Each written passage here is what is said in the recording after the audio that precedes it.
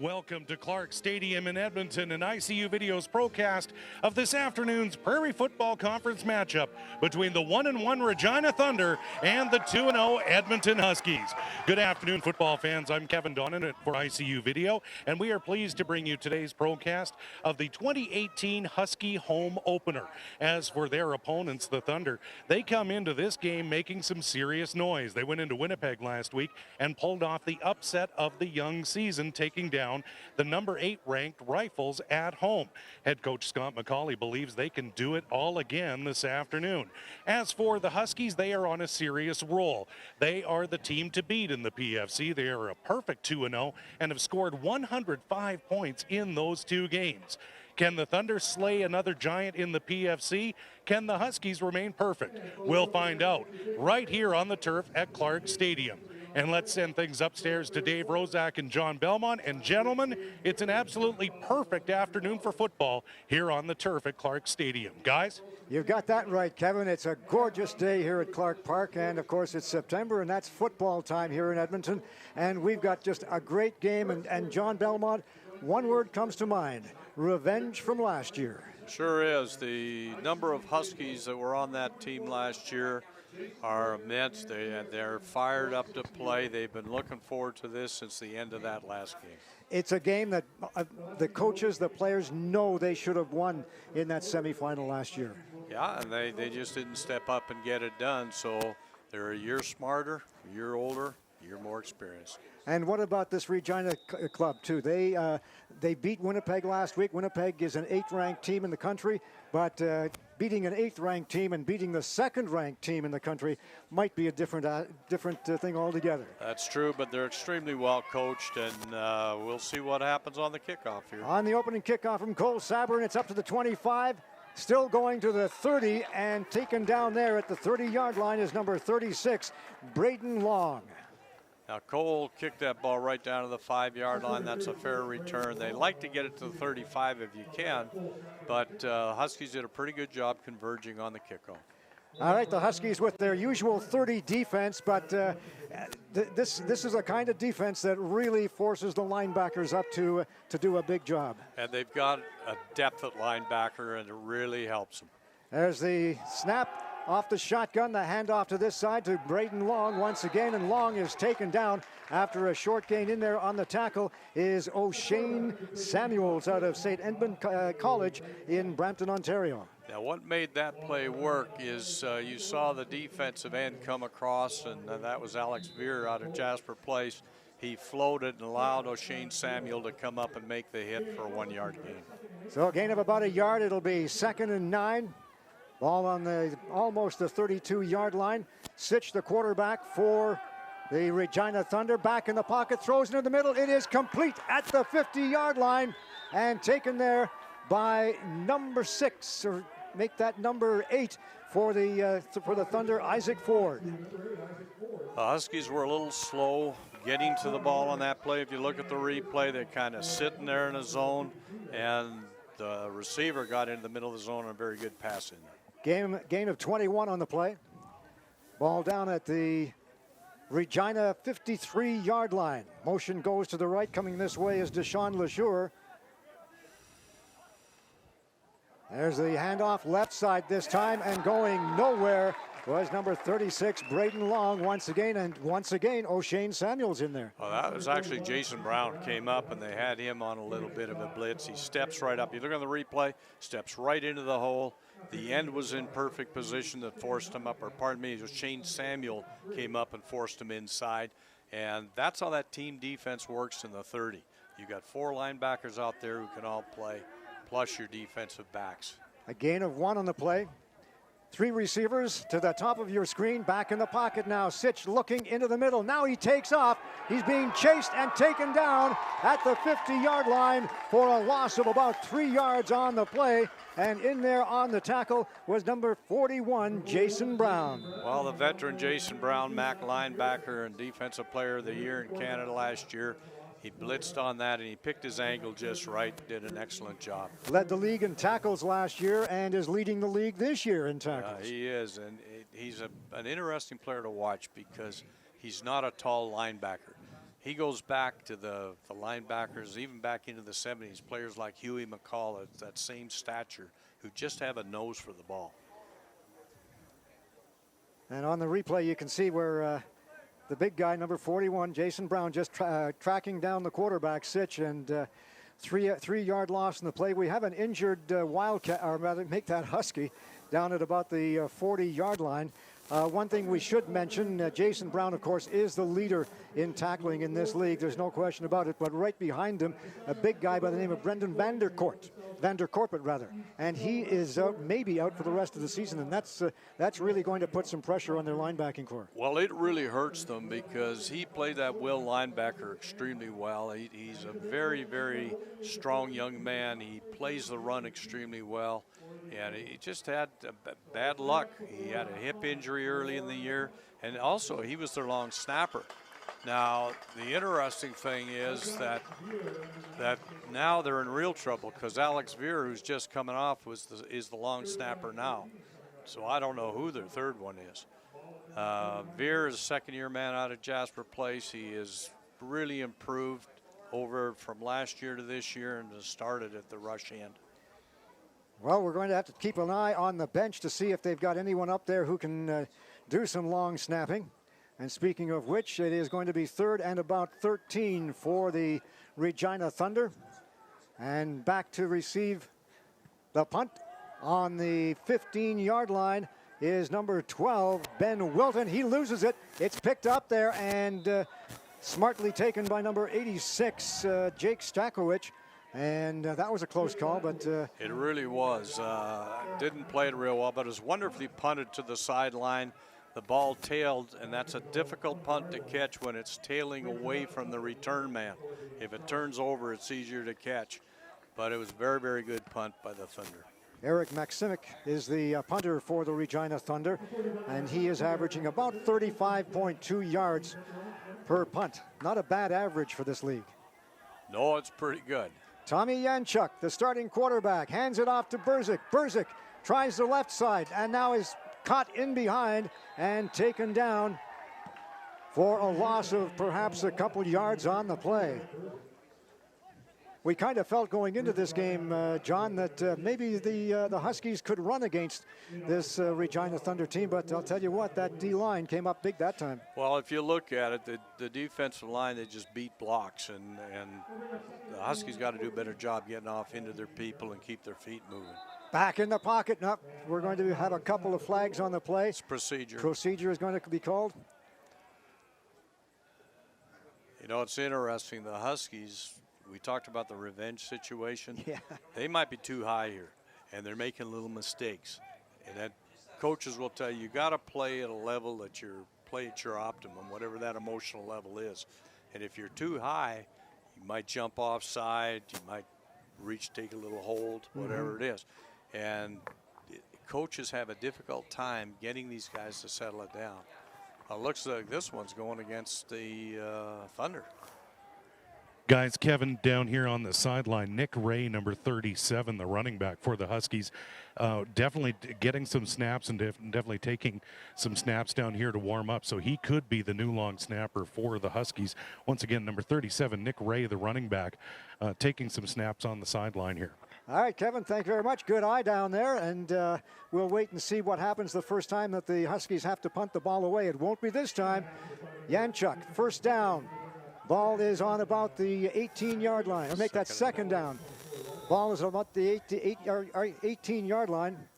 And back in the pocket once again now. Yanchuk looking to this side. Fires one. It is complete at the 35-yard line. And taken there by Tanner Buchanan. The Paul Kane graduate picks up a gain of close to 15 yards on the play. Buchanan is playing well. He's been around a little bit, and he runs a very good route, comes back to the ball well, and Yanchuk put it on the money. All right, hurry up offense now for Tommy Yanchuk. Two receivers to the far side. There's the handoff to Berzik. Finds a hole, it closes. Now he takes off on the outside to the 50 and is run out of bounds at about the 53-yard line. And that was just quick heads-up thinking from Brant Berzer. Well, it was more than that. If you look at the replay, look who makes the block here. That was quarterback Tommy Yanchuk. And that's what made that play open. But also the tackle got up on the end and did a good job. Yanchuk back in the shotgun. Motion goes to this side. 3 receivers on the far side. There's the handoff. No, there's the fake and the pass into the middle. It is taken there by number 90, Alex Veer. 80 rather, Sam Clayton. And Clayton picks up a gain of close to 20 yards on the play. Now this is a case where Clayton runs a real good slant route, just gets the right angle on depth. He's out of bed facing, second-year player, and you saw that move we put on. Usually you don't like players going across the field, but he got it turned up for the first down. Once again, back in the pocket. Yanchuk, screen pass on the far side to Berzik. Berzik at the 35-yard line, taken down at about the 32-yard line, and right away, Brant Berzik is into this football game. He is. Right at the end there, you notice he does a little jump step, but he's starting to almost dance out there a little bit. That's not his style. You saw the jump step there. Yeah. It's too close to the defender, allowed him to tackle him. He's got to do that a couple more yards away from him. He's got very quick feet. Ball at the 33, first down.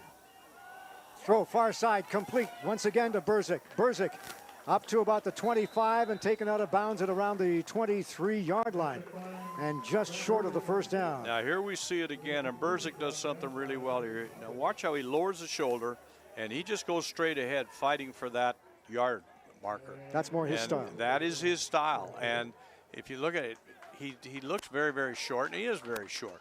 But he's also very strong. And when he gets he's always underneath people with his height. But when he gets those knees bent, he is almost impossible to tackle cleanly. Another good first down. So they are ruling it a first down, and the Huskies offense is on the move. Ball on about the 22-yard line. Motion goes to the right. There's the fake. The throw complete again to number 80, Sam Clayton. And this is a young man that he's in his second year, as you mentioned, but Coach Ian McLean really high on him. He's got excellent hands. He runs real good routes, and he's another one of these tall receivers that the Huskies have. But he plays low. Like he gets down in that place, he just busted up in there for 9 yards. All right, back in the pocket, looking into the end zone. He has a man open, incomplete. And intended down there for number 87, Chris Edmond. I think Edmond might have been looking for some pass interference, but he's not going to get it. He won't get it. The defender had pretty good position on him, but Edmonds does a good job here. That's about the fastest and hardest I've seen him run a route in 2 years. And that's how he has to play. He is a tremendous talent. When he gets to where he plays at the level he's capable of, he will be exceptional. Edmond comes off, and on is Nicholas Ray. Ray playing the tight end position as they plow ahead for a gain of about a couple of yards or so, and it's going to be enough for the first down. They'll put the ball right on the 10-yard line, so it'll be first and goal. Now the Huskies, I don't know if they're going to do it here, but they play a fair amount of double tight. Morgan Runge will be one tight end, and that's what we have here. Nicholas Ray is the other tight end. They're both fullbacks.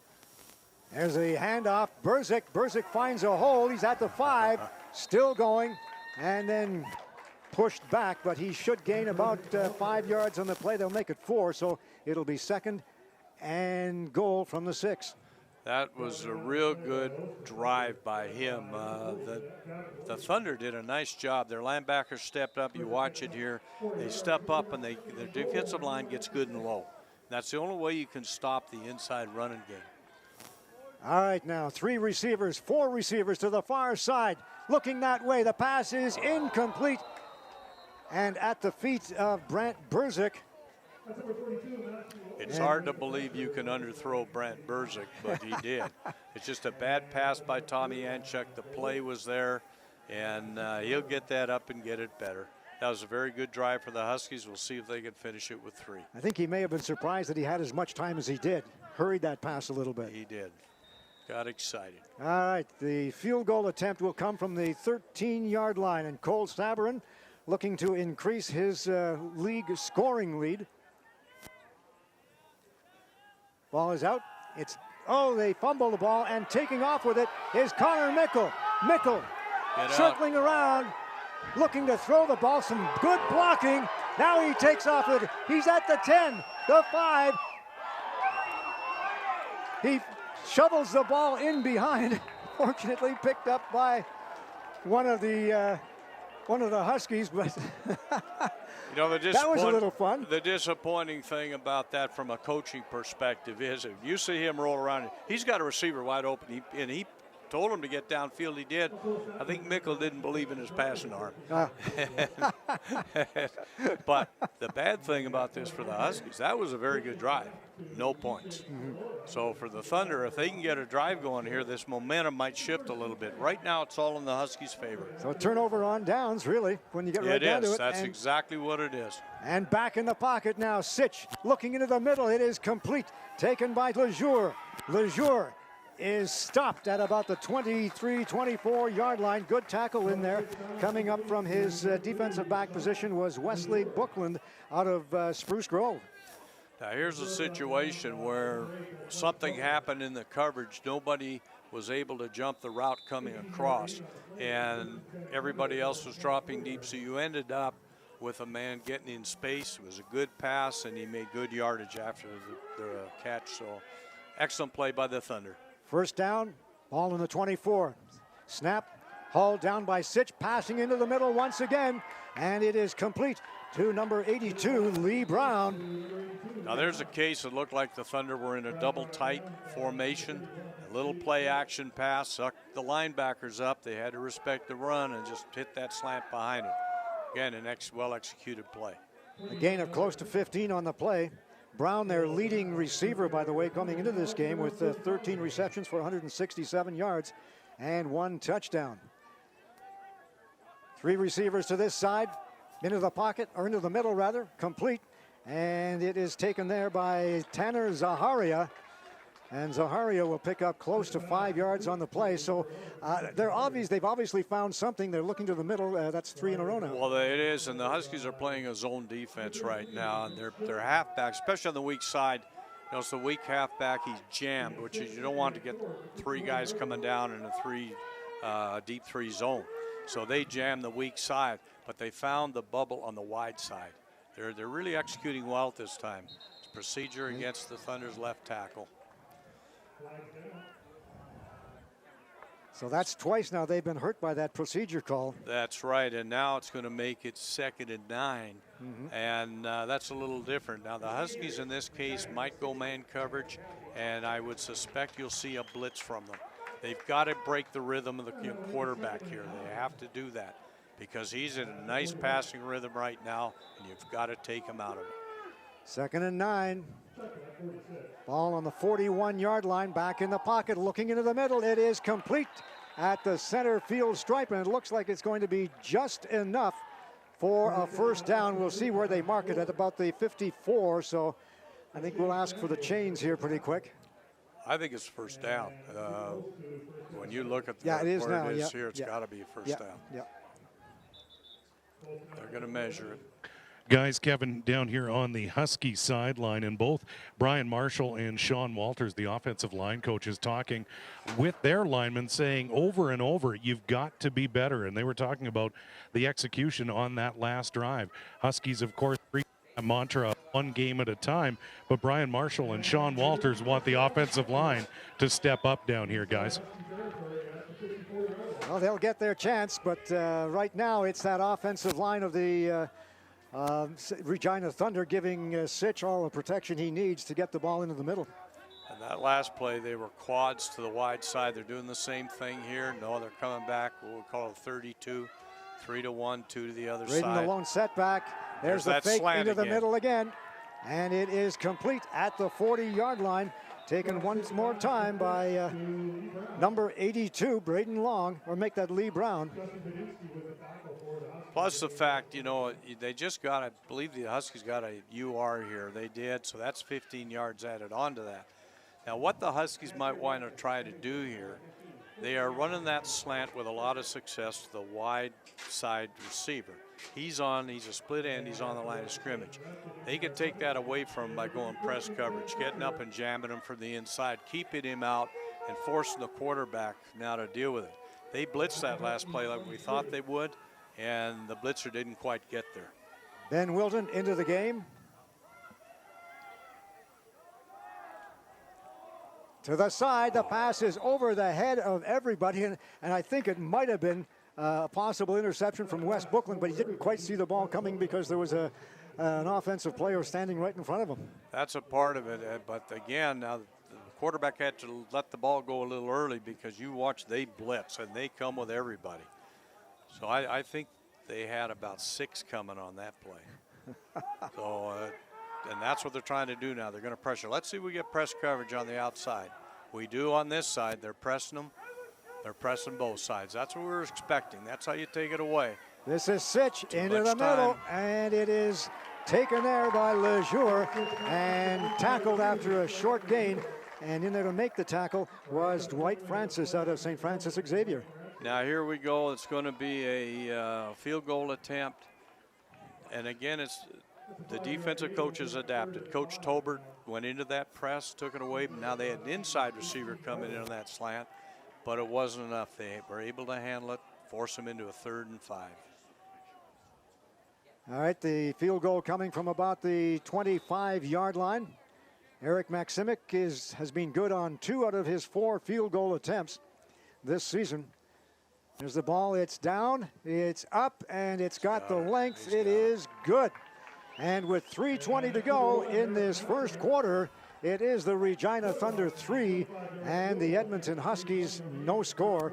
And John Belmont, you got to believe that the longer this Regina Thunder team holds on, the tougher it's going to be for this Edmonton Huskies squad, because the Huskies come into this game, they had to be the favorites.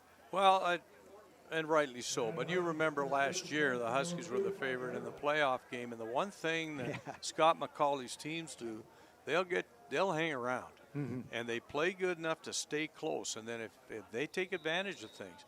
So the Huskies have to take advantage of their opportunities. And that's the one thing the coaches are going to be talking with the players about here.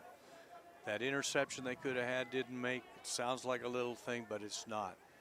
Two receivers this side. There's the pass. It is incomplete and intended there for Connor Mickle. Now, again, this is the second pass that Tommy Yanchuk has thrown at the feet of a receiver. And I think now he's starting to try to aim the ball and instead of just letting it go. Right. Again, a young quarterback trying to be perfect. He just got to relax and then just start letting things happen, and he'll do fine. Quads to the far side. Everybody downfield. Back in the pocket now. Looking downfield. Long. And it is over the head of the receiver down there. And there's going to be I think it's going to be a roughing call, but it's hard to say. Number 80 could was be on number 80. Yeah, Sam Clayton was the intended receiver. We'll see what happens. I don't know if it's on the defensive it looked side like of a the late ball. hit. It could have been. One thing, Slam Cam. No, it's against the Huskies. It's against us, and it's him. It's on Clayton. And these are the little mistakes that'll kill you. Now they've got a punt. They've got their 3rd string long snapper in. And I wouldn't be a bit surprised. Coach McCauley knows this isn't their starting long snapper. I think they're going to bring the heat because the ball might be a little late. It might not be on target. They can't hit the long snapper, but they can sure come off the edges on them. And it is Nicholas Ray doing the snapping. Cole Sabarin standing back at about his 5-yard line.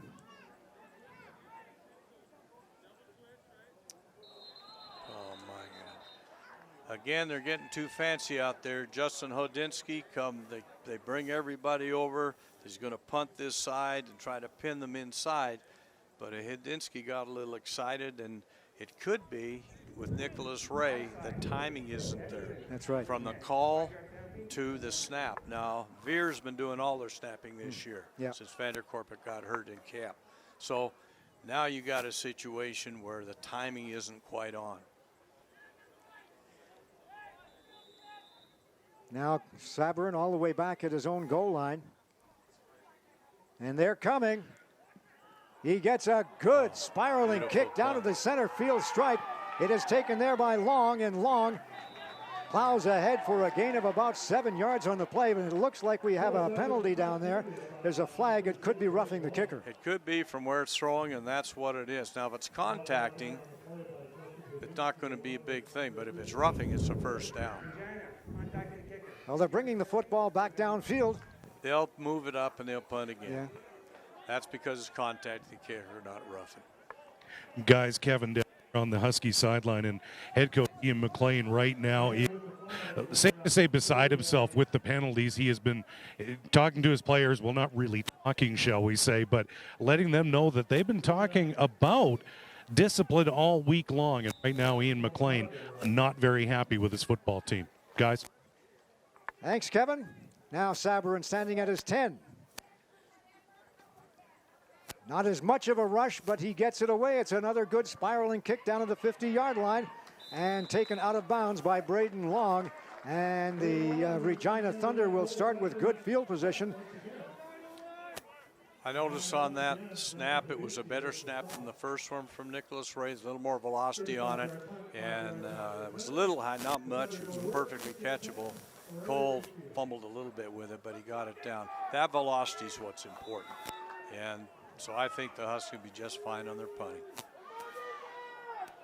First and 10, the ball on the center field stripe. In at quarterback, number 13, Brock Sitch, and it's going to be another procedure call. And it'll go against the Regina Thunder with 1:55 to go in the first quarter. Now the Thunder are starting to have some challenges, just like the Huskies are. First of all, in procedure was the left tackle. This was the right tackle. And it's just young people or just a unit not working long enough together. They're not getting their timing down. First and 15. Sitch fakes it, looks into the middle. It is complete on a nice catch by Deshaun Lejour. And we're going to have another flag, and it's going to go against the Huskies, I'm afraid. Might be roughing. It might be a piling penalty. I don't know if somebody hit late. Let's have a look here. It's well-executed play. Again, they're freeing guys up there in his own coverage. I don't know. It didn't seem like anybody was late coming in, so maybe they saw a face mask or something from the side. It was the side judge that made the call. He obviously saw something out there. Now they're discussing it. 1:37 left in this first quarter. 3-0 in favor of the Regina Thunder. Thunder looking for their second win of this early season, coming into this one with a 1-1 record. And it will indeed go against the Huskies. And they'll take the ball all the way down to the 28-yard line. Right now, the Edmonton Huskies are just self-destructing with their penalties and the type of penalties. They're undisciplined penalties. Coach McLean doesn't coach that way. His coaching staff doesn't coach that way. So this is very disconcerting for them. Into the middle once again, wide open. Braden Long, he gets around one tackler. He's at the 10, 5, touchdown, Braden Long. Well, what we have here now, again, if you notice, they're running those little crossers in there, and you look at it here, and here comes, it was like the fullback coming out there, and being the number 4 or number 3 receiver, just comes across, they're not picking it up. I think the Huskies are going to have to play man coverage on these guys. You have to take it away. They're destroying their zone right now. Point after from Maximic.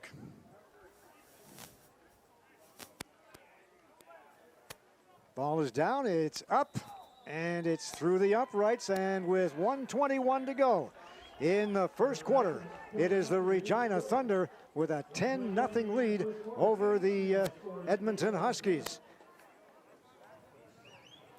And it's a well-deserved 10-0 lead. You know, like I say, the Huskies are self-destructing with penalties, and their coverage is not what they're used to. I give a lot of credit to the Thunder and how they're using their passing game to take advantage of what the Huskies are doing. Now, given, as you've mentioned a couple of times, Tommy Yanchuk maybe a little over-anxious, maybe trying to aim that football. Coach McLean thinking maybe, well, let's try Brendan Guy in there for a little bit, just to give Janchuk a chance to see what's going on? Well, it'll be Coach Walters who will make that decision. Ian and just lets Rick go with that. And they do that anyway. They always bring in their other quarterback. So I would agree with you. It could be a very good thing to sit him down, just have a look and see how things go. All right, that one goes out of bounds at about the 15-yard line. The ball will be placed at the 40. I'm sure the Huskies will take it there instead of having Marie kick from 5 yards back. And that they will. So a bit of a break here for the Huskies. Fair field position. They've got 1:21 left to get something on the scoreboard before the end of this first quarter. Janchuk remains at quarterback. Now what we've got to see here, we're going to see the competitive edge that the Huskies have, because now they really have to compete. Tanner Buchanan flanked off to this side. Handoff, Berzik. Berzik looks for a hole, finds another one, and plows ahead for a gain of close to 10 yards on the play. Interesting, he saw the hole, it closed up very quickly and found another one to the right. And again, that quick jump step he has, changed directions very quickly. I don't know if there's anybody in the league that can do it as quick as he does. He's not, there's other backs faster, but nobody quicker.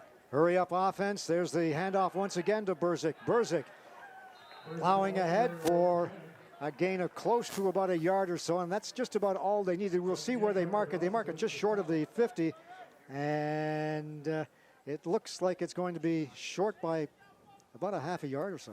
This is a case when you got a big, strong quarterback like Tommy Janchuk. You go wedge, you get in tight, and you just go. He should make it. There's less than a yard. Now, their offensive line has to get under the Thunder's offensive line, and they did. Got the first down. Getting a little bit of a push there from the big guy, Tyler Joel Sloboda, out of H.J. Cody down in Sylvan Lake. It always helps when you got someone pushing you forward like that. Always helps, yeah. Yeah, you just don't want him to put his helmet in your back because it might drive your spine through your belly button. There you go. He's a big kid. They mark the ball at the 51-yard line. First down, Huskies. Single, and again, little bit of a early movement there from number 6, Tanner Buchanan. Now again, and that's just concentration more than anything else. Probably, but it also, I don't know if they're trying one of those little shakes where you bring them up, that false start, bring them up and stop them. The Huskies have not done it as much as they have in the past. It doesn't seem to work anymore, so you might as well stay away from it. But Tanner's on the line of scrimmage. He should not be coming off like that. Back in the pocket now, Janchuk looking long. He's got a man open over the head of the receiver. Down there was number 80, Sam Clayton. And you got to be impressed with the strength of Janchuk's arm, but nevertheless, his receivers just haven't been able to run under it yet. Well, in that case, too, I don't know how Clayton misread it a little bit because he threw that ball like a fade. It went outside, and he was angling inside. And at the end, he tried to get outside but couldn't. And so I don't know if it was just a misread or he wasn't used to that type of thing. I don't know. He should be. They do it every day in practice. So at the end of the first quarter of play, it is the Regina Thunder 10 and the Edmonton Huskies no score. And just a reminder that the Huskies, of course, without the help of many of their sponsors, could not be where they are today. The Hertz Equipment Rental Company, the Edmonton Eskimos, Eskimo Excavators Limited, and, of course, the Glenn Sather Sports Medicine Clinic, all great sponsors of this football team. And we're going to go downfield right now. Here's Kevin. Thanks a lot, Dave. Of course, the Edmonton Huskies have their annual gala dinner coming up. This fundraiser comes up on Saturday, September 15th. Doors open at 5 o'clock. That's at the Coast Edmonton Plaza Hotel downtown. It is their second annual gala dinner fundraiser in support of the Huskies Scholarship Foundation. celebration, their Alumni Hall of Fame. The next class of the Hall of Fame will be introduced. And of course, the fundraising also supports the gender-based violence prevention program. Of course, that gala dinner coming up Saturday, September 15th. The MC is John Sexsmith. Great master of ceremonies, going to have a wonderful evening at the Coast Edmonton Plaza. And of course, the keynote speaker for the evening is Jason Moss, the head coach of the Edmonton Eskimos. So make sure you get in contact with the Edmonton Huskies and for a wonderful cause and a wonderful dinner coming up Saturday, September 15th. And that's the annual Huskies fundraising dinner. Guys? Thanks a lot, Kevin. I heard that Johnny was going to imitate a Gatorade bottle, but apparently not. I guess Jason doesn't like those too much. Oh, that's bad. I know. But you're right about one thing. John Sexsmith is one heck of an MC. He does just a terrific job. He is. I'll tell you, Jason Moss is a tremendous motivational speaker, too. Does an excellent job. All right. Second quarter underway. Second down, 15. Ball on the 40-yard line. Back in the pocket. The pass, it is complete at the 45-yard line up to about the 38. Taken there by the big guy, Sam Clayton. A good job in that by Tommy Yanchuk. If you see it on the replay, he looks off to the left, comes back to the right, soft spot of the zone to Clayton. And Clayton does a good job. He lowers his shoulder and gets another 4 or 5 yards forward. All right, first down, ball on the 40. Huskies trailing 10-0. There's the snap, handoff, Berzik, left side. He's dipsy-doodling and doing a good job of it, too, with a gain of close to 7 yards on the play. Boy, he had to make 2 or 3 good moves inside. Well, if you watch it here, he has one too many dipsies, and he's got to get a little more doodle in him. When you do that, you end up going lateral too much, and he's got to take a point where he's just going vertical. Because, again, with his size, his height, he's under people. He can drive them for 2 or 3 yards. Motion goes left. Handoff again, Berzik, left side. And this time he goes north-south and picks up a gain of close to about 2 yards in the play. I think he's going to be about a yard short. See where they mark it? He's close. They're in 3-down territory for this team. Well, it looks to me like a bad spot. I thought he was over the line a little more than they spotted it. They're going to measure, but I think they are about a yard to half a yard short. And again, if they go wedge with that big quarterback the size of Tommy Yanchuk, they should be able to make it. The hardest part of a 3rd yard go on this is getting under people. Yeah, it's just about not even a half a yard. So it'll be 3rd and short. Mark the ball down at the 33-yard line. What the Thunder defensive line is going to try to do here is they're going to try to get under the Husky offensive line and allow their linebackers to come over top onto Yanchuk. So we'll see what happens, see if they can get it. They're in tight. Oh, Yanchuk just plows ahead. And mind you, when you're as tall as he is, too, and you can stick that head of yours a little bit further, it makes it a little bit easier for him. Well, you saw his feet were over the line. Yeah. Well, he's well over 6 feet tall, so he's got 2 or 3 yards. That was a very well executed play. And again, the Husky offensive line got underneath. Now look at the Huskies. They're leaving their tight end formation in. Run on one side. On the far side is Nicholas Ray. Back in the pocket, looking downfield, being hurried. There's the pass. It is incomplete. Trapped at the last minute by Tanner Buchanan. Oh, so close. On that play, if he'd have thrown that to the back corner flag, he probably would have had it. He flattened it out. And actually, a great job by Tanner Buchanan, because the defender had a better chance on that ball than he did. That was a very good effort by Tanner Buchanan. All right, the tight ends come out. Into the game is Connor Mickle. Mickle playing at wide receiver. We've got 3 receivers to this side. Play action into the middle. It is complete at the 10-yard line to Harrison Cable. And that's the first time we've seen Harrison Cable take one from the arm of Tommy Yanchuk and doing a good job of getting up there and bringing it down. Again, this is coming back, holding on the Huskies, which is too bad. Again, Tommy Anchuk in this play does a nice job. He looks off left, comes back right. Same type of defense, and they got a big hole in there, and Cable came in, and he made a good play on it because that ball was thrown high. He came down, made sure he had the catch before anything else. Sure, he didn't get a chance to run it, but he had the reception. So again, here's where now the Huskies are into a difficult situation. What they need to do, not so much the first down, just get into field goal range. They need to score here. Ball on the 38-yard line. Second and very long, 20 yards. 3 receivers this side. Back in the pocket. There's the shovel pass ahead to Berzik, and Berzik goes nowhere with it. And up to make the tackle was number 49, Carter Stuzik out of Swift Current Comp. I think the worst thing there for the Huskies is the Thunder were showing blitz from their backer right off the bat. They tried to shovel it in there just kind of the off tackle because the ends are widened out. The problem is when the ends are widened out and that max up, the defensive tackles now are playing outside shoulders on the guards basically, and away they come. So they really jammed that up on the inside. All right, we've got all the linemen over on one side, the ball on the other, and now they'll move it on over. I'm going to ask you one of these days what the point of that is, but anyway. Here is the field goal attempt from about the 43-yard line. It's a low snap, but they get it away. It'll go wide into the end zone, taken out over the goal line. And it is Tyson Haubrich.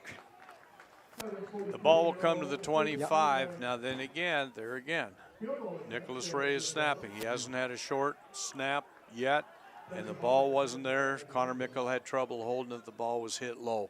And that's a situation that, boy, it just drives you crazy. And I know Coach Neil McLean, the kicking coach, he's pretty calm with these guys, and he's not going to blame Nicholas at all. It just takes practice of working that. So the Huskies are in a difficult situation now. The momentum all on the Thunder side. Ball on the 20-yard line. Brock Sitch at quarterback. Braden Long is the lone setback.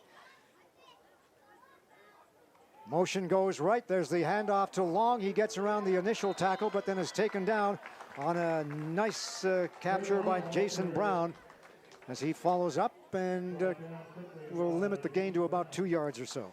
Guy that made that play happen is a little stunt they had on there. Justin Pearson came hard inside. His inside technique attacked him from a defensive end position. Then the linebacker came outside. Jason Brown was in perfect position to make the tackle. That's good team defense. 3 receivers this side, back in the pocket. Sitch looking to the right side. He has a man open. It is picked off, intercepted at the 50-yard line. Justin Hodinsky, the safety, and perfect position by him. He played that ball very well. See it on the replay here. There's 3 defenders in that area, and there goes Hodinsky over and makes the catch. Triple coverage, and Sitch throws only his second interception of the season, but it's a big one for the Huskies. There's a UR. I think it's roughing the passer, and we'll see on the replay. Well, you don't see it from here. You see the pick. But this is just going to drive Coach Ian McLean off the edge of the cliff. Because here you had a turnover, everything good. Now the defense still on the field. I talked to him yesterday, and he said that's the first thing they talked about on Monday morning after last weekend's game. Penalties. There's another pass. It is complete. Great catch by number 2, Deshaun Lejour. Took that one over his head and brought it down all the way to the 40-yard line. Not only did he do that, but you watch this. It's just a little jet route. He runs a little post action, then straight up the seam. Hodinsky did a great job getting over, but the corner, Wanda, he did not get pressure the way he wanted to. Didn't get right on him. And it's a very good route by the receiver. Ball down at the 40-yard line.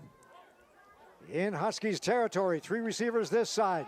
There's a handoff to Braden Long. Long is tackled after a gain of about 5 yards. O'Shane Samuels coming up from his cornerback position to take that one away for a short gain. Well, see, Shane Samuel right now looks like he's playing the will linebacker. Yeah, And that, I think they've had to do it because of the situation. That's true, too. You know, so we'll have a look. Playing Sam, or maybe he's playing Sam linebacker. So he's on the wide side, number 3 man. And he plays like a linebacker. I know he's a defensive back, but he was a linebacker when he came here. There's the pass into the middle. It is incomplete this time to Isaac Ford. Ford looking for some interference, but he's not going to get the call. Looked like it might have been bumped as he came off the line of scrimmage. It could have been Shaden Phillips from the young man who's just come down, play for the Huskies. Made a very good play on that. He stayed right with him on the shoulder and was in perfect position to make the play.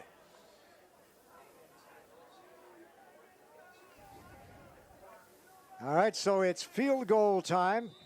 The Huskies defense holds, and from the 41-yard line, Eric Maksimic. There's a high snap. They get it down. The ball's got the length, and it is going to go wide. Taken there by Samuels. Samuels has some room. There's going to be an illegal block called down there at about the 25-yard line, but Samuels gets all the way up to the 27 or so. I'm going to be very interested to see who this call is on, because I saw a block made and it looked like it was legal. But if he's hit in the back at all, even though the hit can be in front, it can be illegal. Might have been holding. I think it has to be called holding because of where they called it. And they'll move the football back to the 15-yard line.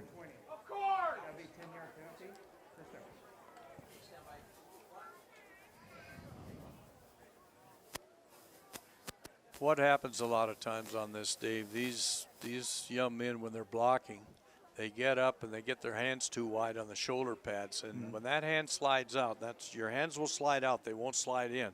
And when they get outside that pad, they're going to flag you.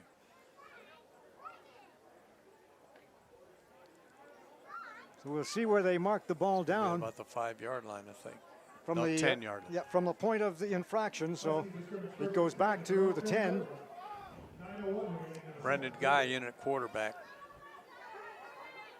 Brendan Guy, a former U of A Golden Bear, coming back to the Huskies this season. Lots of experience under his belt. There's the fake, the pass. It is over the head of the intended receiver again, number 80, Sam Clayton. Bev Facey grad, certainly one of the favorite targets in this game so far. It has been, and he's wide open. And again, might be a situation where Brendan was trying to make the perfect pass instead of just letting it go. So a couple of ex-Golden Bears playing in this one for the Huskies. Shaden Phillip just joining the team today, as a matter of fact. And Brendan Guy into the middle, fires one complete down to the 40-yard line. He fumbles the football, and the Regina Thunder will recover. Now there's a situation where a receiver, you know, he trying to make it happen, and what he ended up doing was letting the ball hang loose instead of tightening it up and handle like a running back.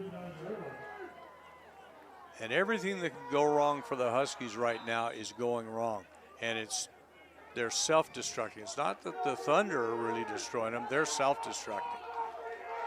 So it's first down for the Regina Thunder. Ball on the 39-yard line. There's that pass on the outside, and the pass again, complete and fumbled, but it'll go out of bounds down at the 10-yard line. So a little fancy football there, and a nice pass actually by number 32, Adam Proby. It was. It's a nice play, and that's the play you do trick plays. You get in that plus territory around the 50, 45-yard line, it's the time to do it. And they executed it very well.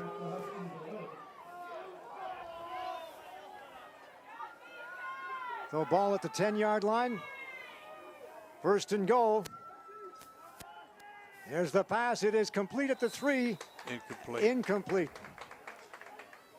Now, two things that happened on that defensive play really well. First of all, I think the ball was tipped a little bit of a blitz, got the hands up, and when the receiver went to catch it, he had 2 people hitting him. That's good defense. Lee Brown, the intended receiver. So ball actually is on the 11. So it'll be 2nd and 10. Motion goes left, 3 receivers on this side. Looking to the end zone, and now being chased is Brock Sitch. He gets the ball away, and it is over the head of Braden Long. And once again, that Huskies defense holds when they have to. They do. They lost contain on this side. The Stitch got outside. But again, you notice Stitch, he had this man so wide open. I think he's aiming at him. I'm going to make the perfect pass. And that's when you end up overthrowing it. So those things happen in the game, and especially with players who haven't had a great amount of experience. Now, Stitch, he's got experience, and so does, of course, Janchuk's got some. But they still make these mistakes. Later in the season, they won't make those mistakes. So Maximic from the 17-yard line. Ball is out, it's down, it's up, and it is good. And with 7:06 to go in the first half, it is the Regina Thunder 13 and the Edmonton Huskies nothing. And John, I mean, you've mentioned them shooting themselves in the foot, the Huskies have, but really, we've still got 7:06 to go in the first half, a whole second half of football to go.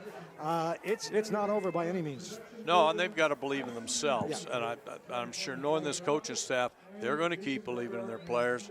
It's how you deal with them to get them out of the funk they're in. Mm-hmm. And somehow, they've got to get away from these penalties.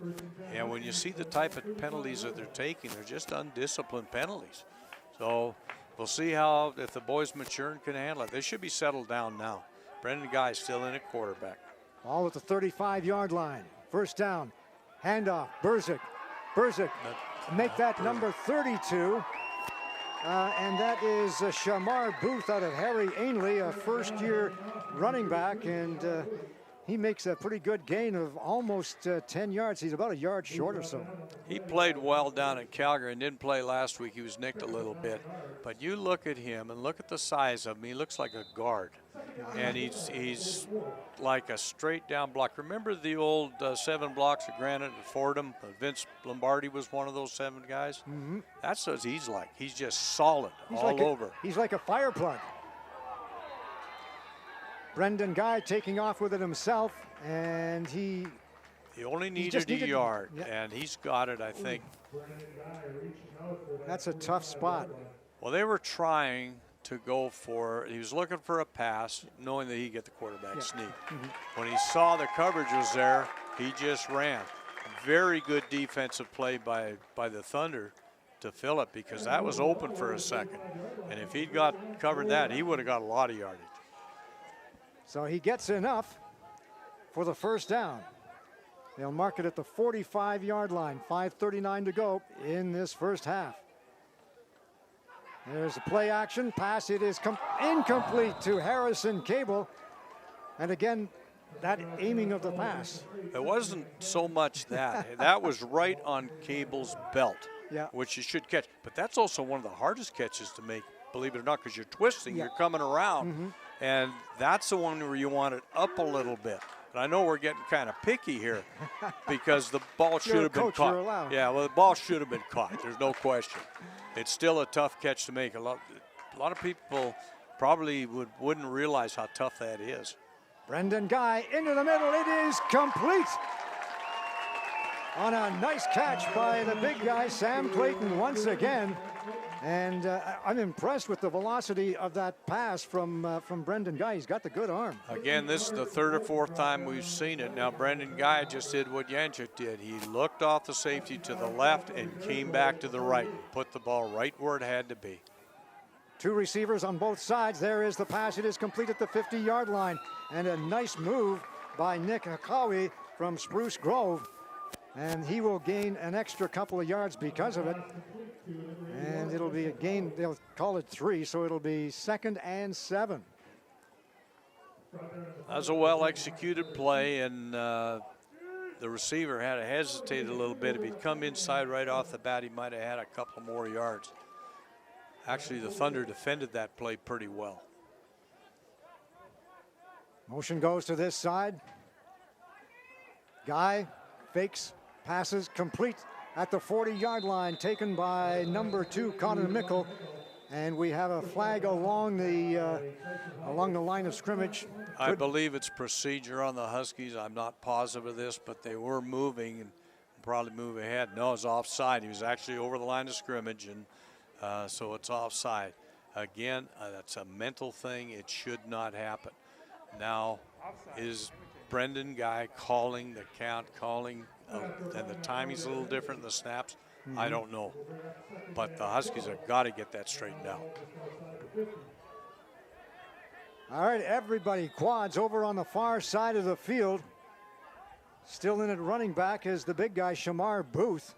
And I do say big for a running back because he's 5'9", 230 pounds. There's the snap.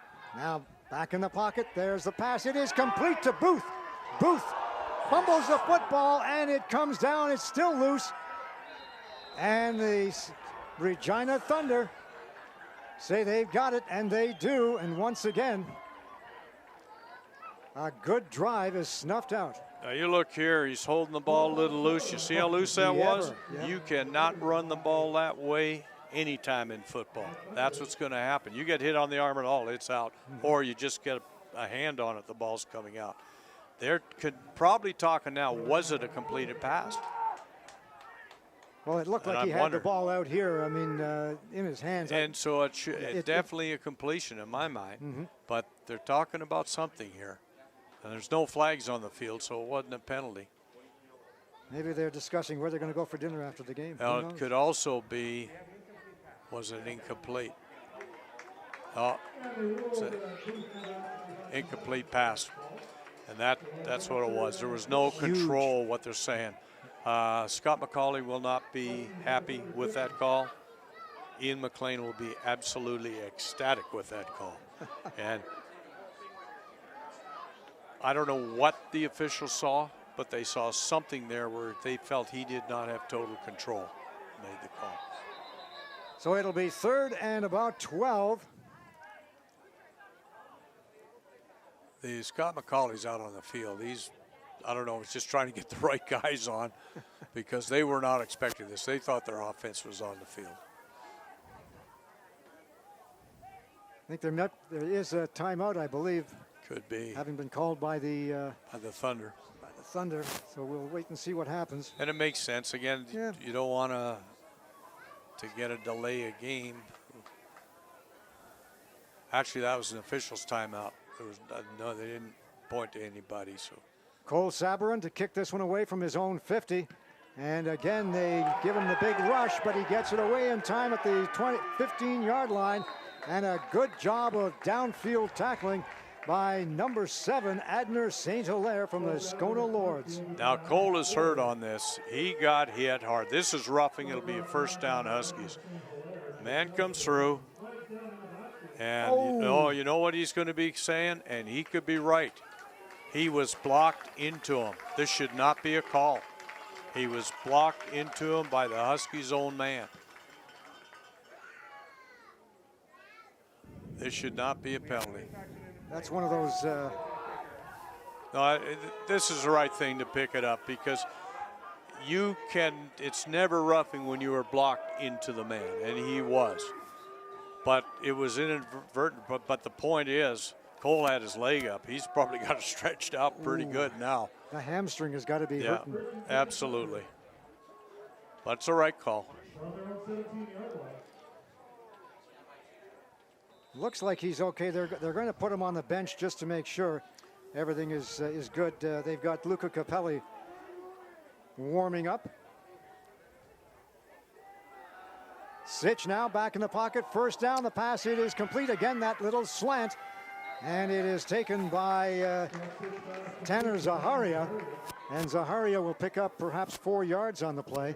So they go right back to that slant play.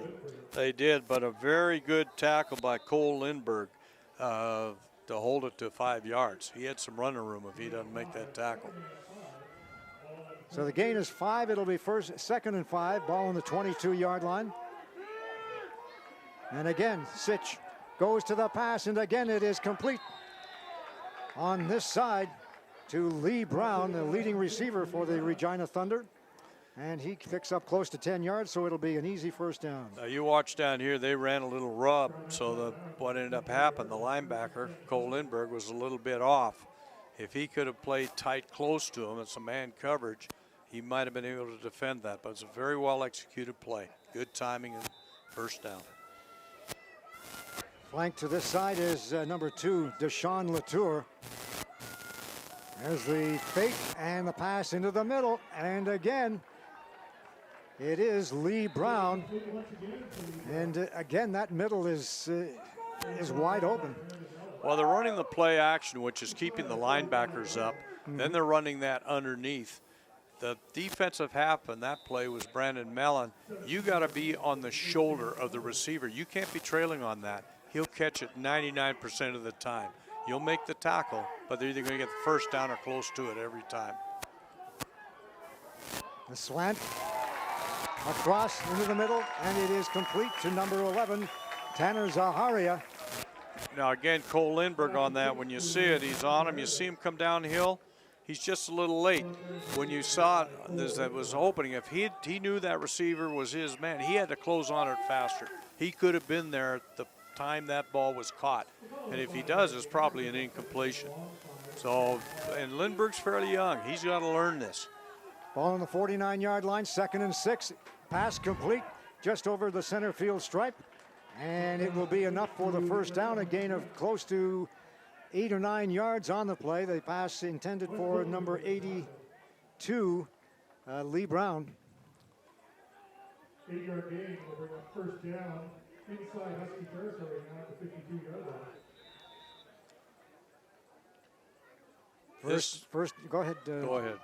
First down, Thunder. Ball now in Huskies territory with 1:45 to go in the first half. Into the middle again. It is incomplete over the head of everybody. I thought Hodinsky had a shot at it. But he might have. He had the inside receiver was wide open. Split the guys. They went into his zone defense.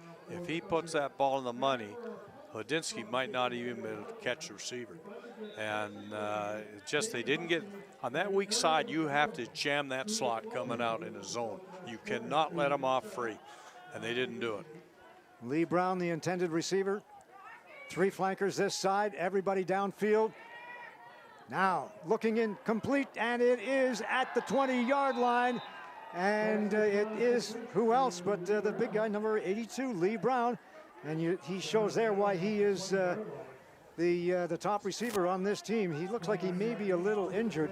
I think he tripped over one of his own players. In fact, two receivers right beside each other, both of them open. That's right. Well, here, what they're doing, again, the Huskies are in a zone, and they're shredding it. They're just tearing it apart.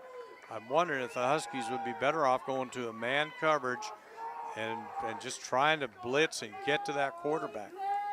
He's right in rhythm now. Stitch is in a wonderful rhythm, and when you get in that,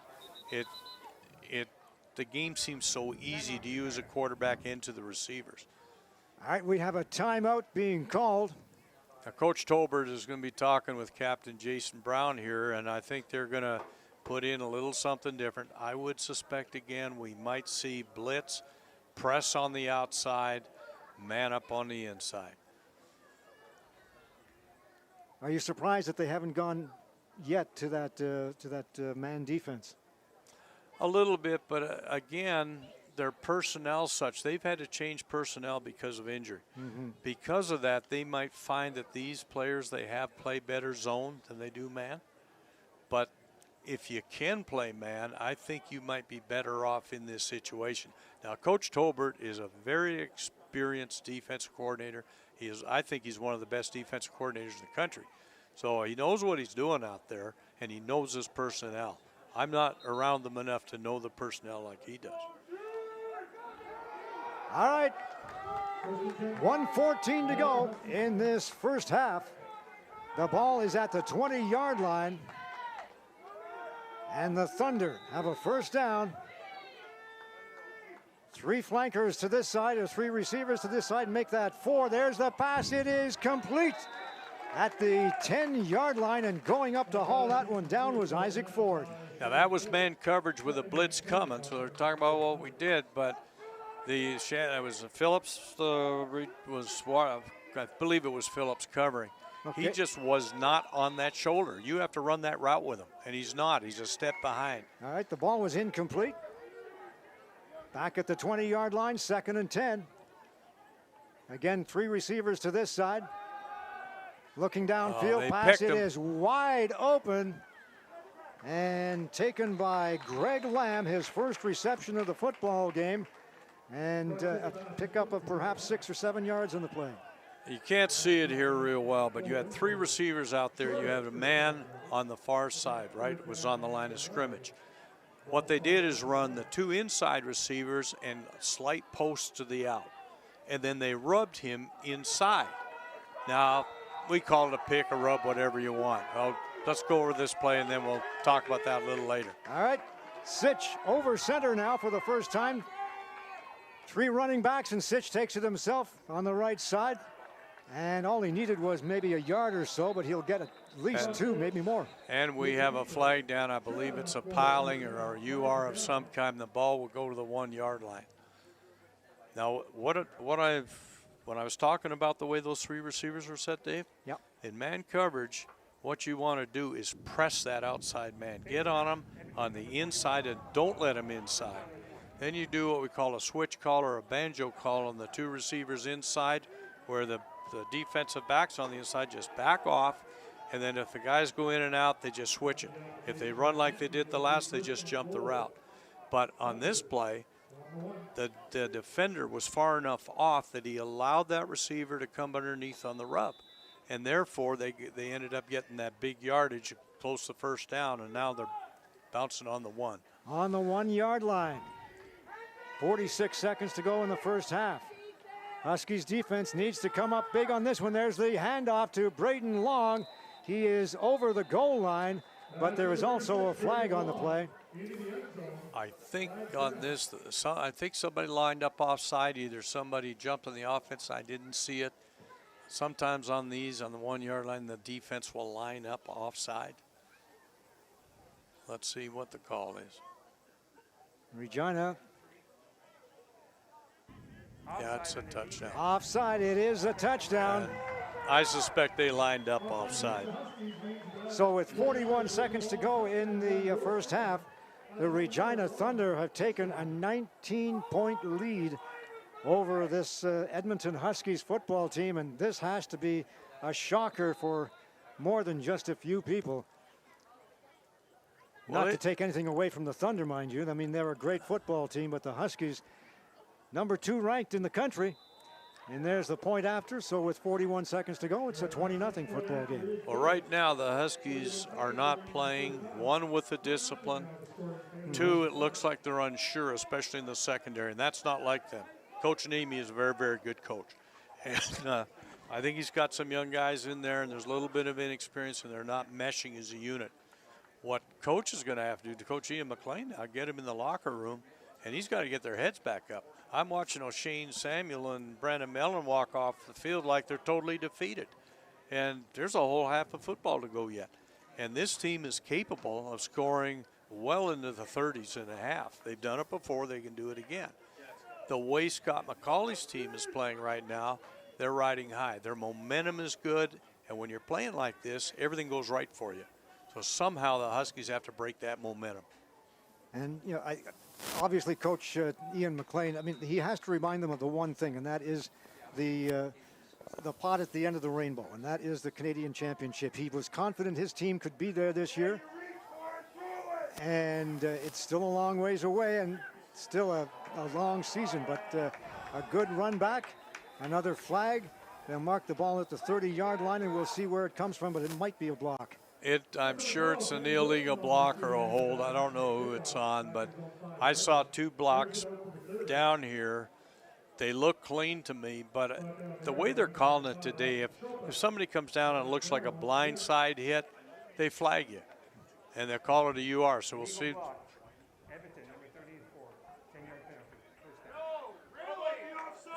He 10 yards.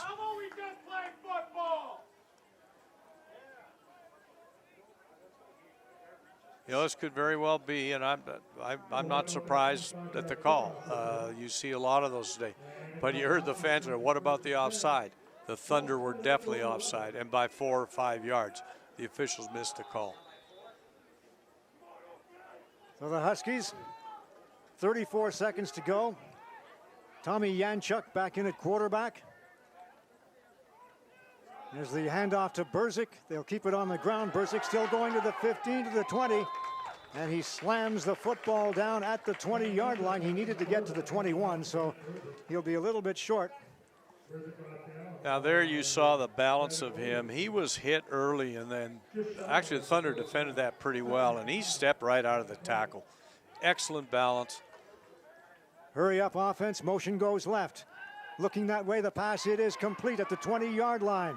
To the 25, still going to the 30, and knocked out of bounds at about the 33-yard line.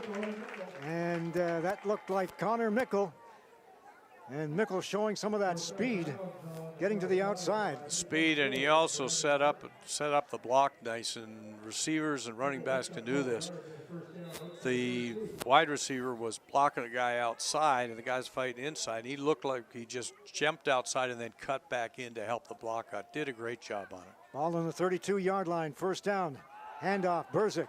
Rozak finds some room and will pick up about 3 yards, maybe 4 on the play. They'll mark it right about the 35-yard line. You know, that number 63 came off his block, that's Sandy Walker, and he's got to stay on the block. If he had done that, he probably gets a first down.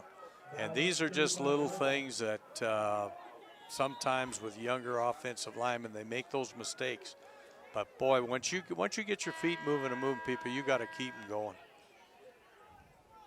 Yanchuk fires, complete at the 45-yard line, still going with it. And finally taken down is Tanner Buchanan.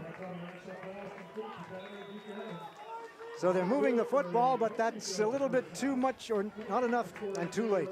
So with the end of the first half of football, it is the Edmonton Huskies trailing the Regina Thunder by a score of 20-0. And you're the coach. Coach, what do you say?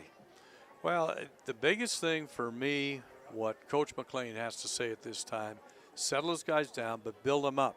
We can come back, but don't think of 20 points. Let's get a drive, get a touchdown. Get a drive, get a field goal. They need points, get things sustained, and then go from there.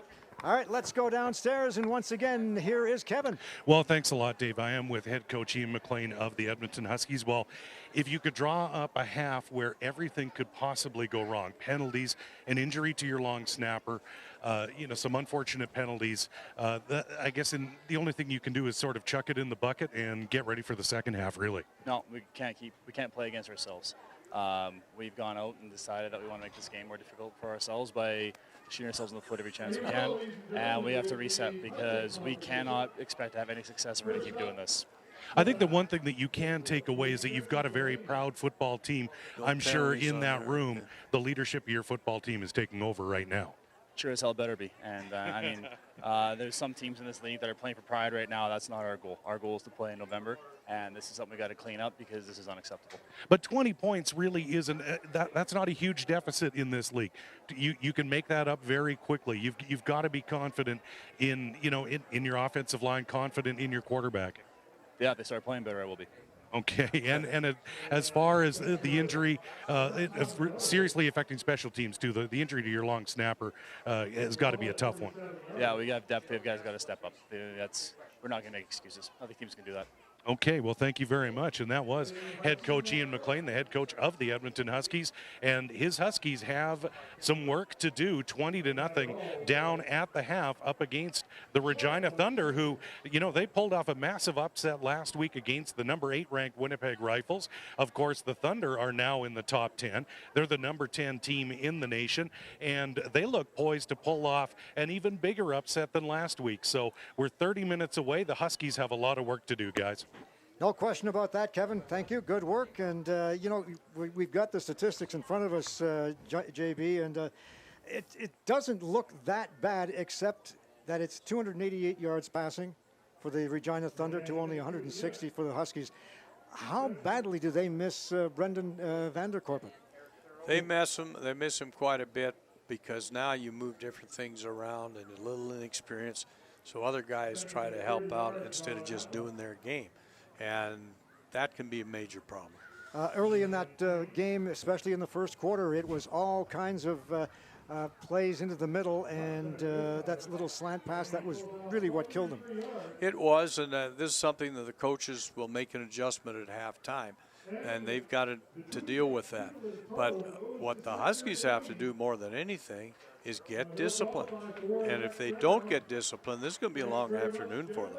All right, are we ready to go downstairs? We are, so let's go downstairs with Kevin and a very special guest. Kev? Well, thank you very much, David. On our ICU video procast presentation of Prairie Football Conference action, of course, the score at the half, the Edmonton Huskies down 20-0 to the Regina Thunder. My special guest is Eric Thoreau, the head coach of the Western Women's Canadian Football League, the Edmonton Storm. And first, let's talk about this football game. You mentioned, you said you weren't overly envious, me, in interviewing head coach McLean at the half. Yeah, he didn't seem too happy, but you know, I coached here for many years, and I know Coach McLean, and I think I just saw him over here talking to some of his coaches, so I think once they get the plan together and they go inside, I think they're going to do a good job of kind of, like you said, throw it in the bucket and kind of move on, and hopefully some of those leaders start to rise up and start to see this deficit disappear. You bet. Now educate our viewers. You're with the Edmonton Storm, the Western Women's Canadian Football League.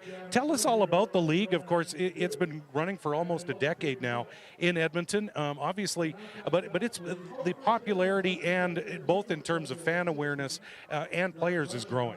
Yeah, it's definitely growing. So in Alberta here, we have 4 teams. So we have a team up in Grand Prairie, Edmonton, Calgary, and Lethbridge. We play in the Western Conference. There's a Prairie Conference which consists of Regina and Saskatoon, and also a team in Winnipeg. So the league is growing. The numbers are growing.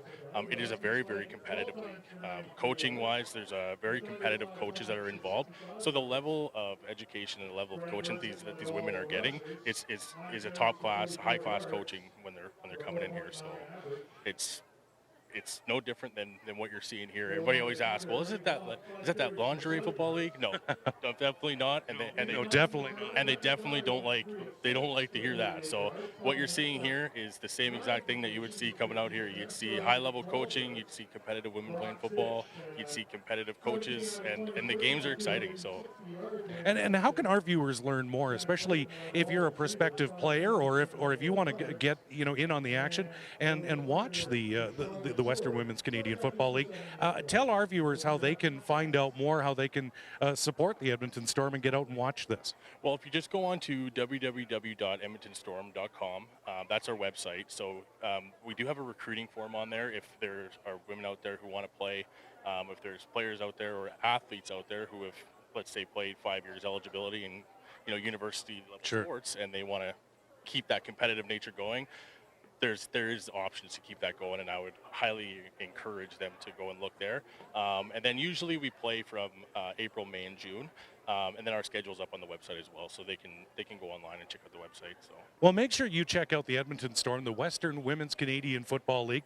Very pleased to have Eric Thoreau. Good luck, of course, going into next season with the WWCFL. And make sure you check out, do a Google search, and get out to a game and support women's football in Edmonton. Of course, as Eric mentioned, the league is growing, the Western Conference. So get out there and support just another branch of great football here in the Capital District. The score at the half, 20-0. The Edmonton Huskies trail the Regina Thunder. Let's send things back upstairs to Dave Rozak and the coach, John Belmont. Boys.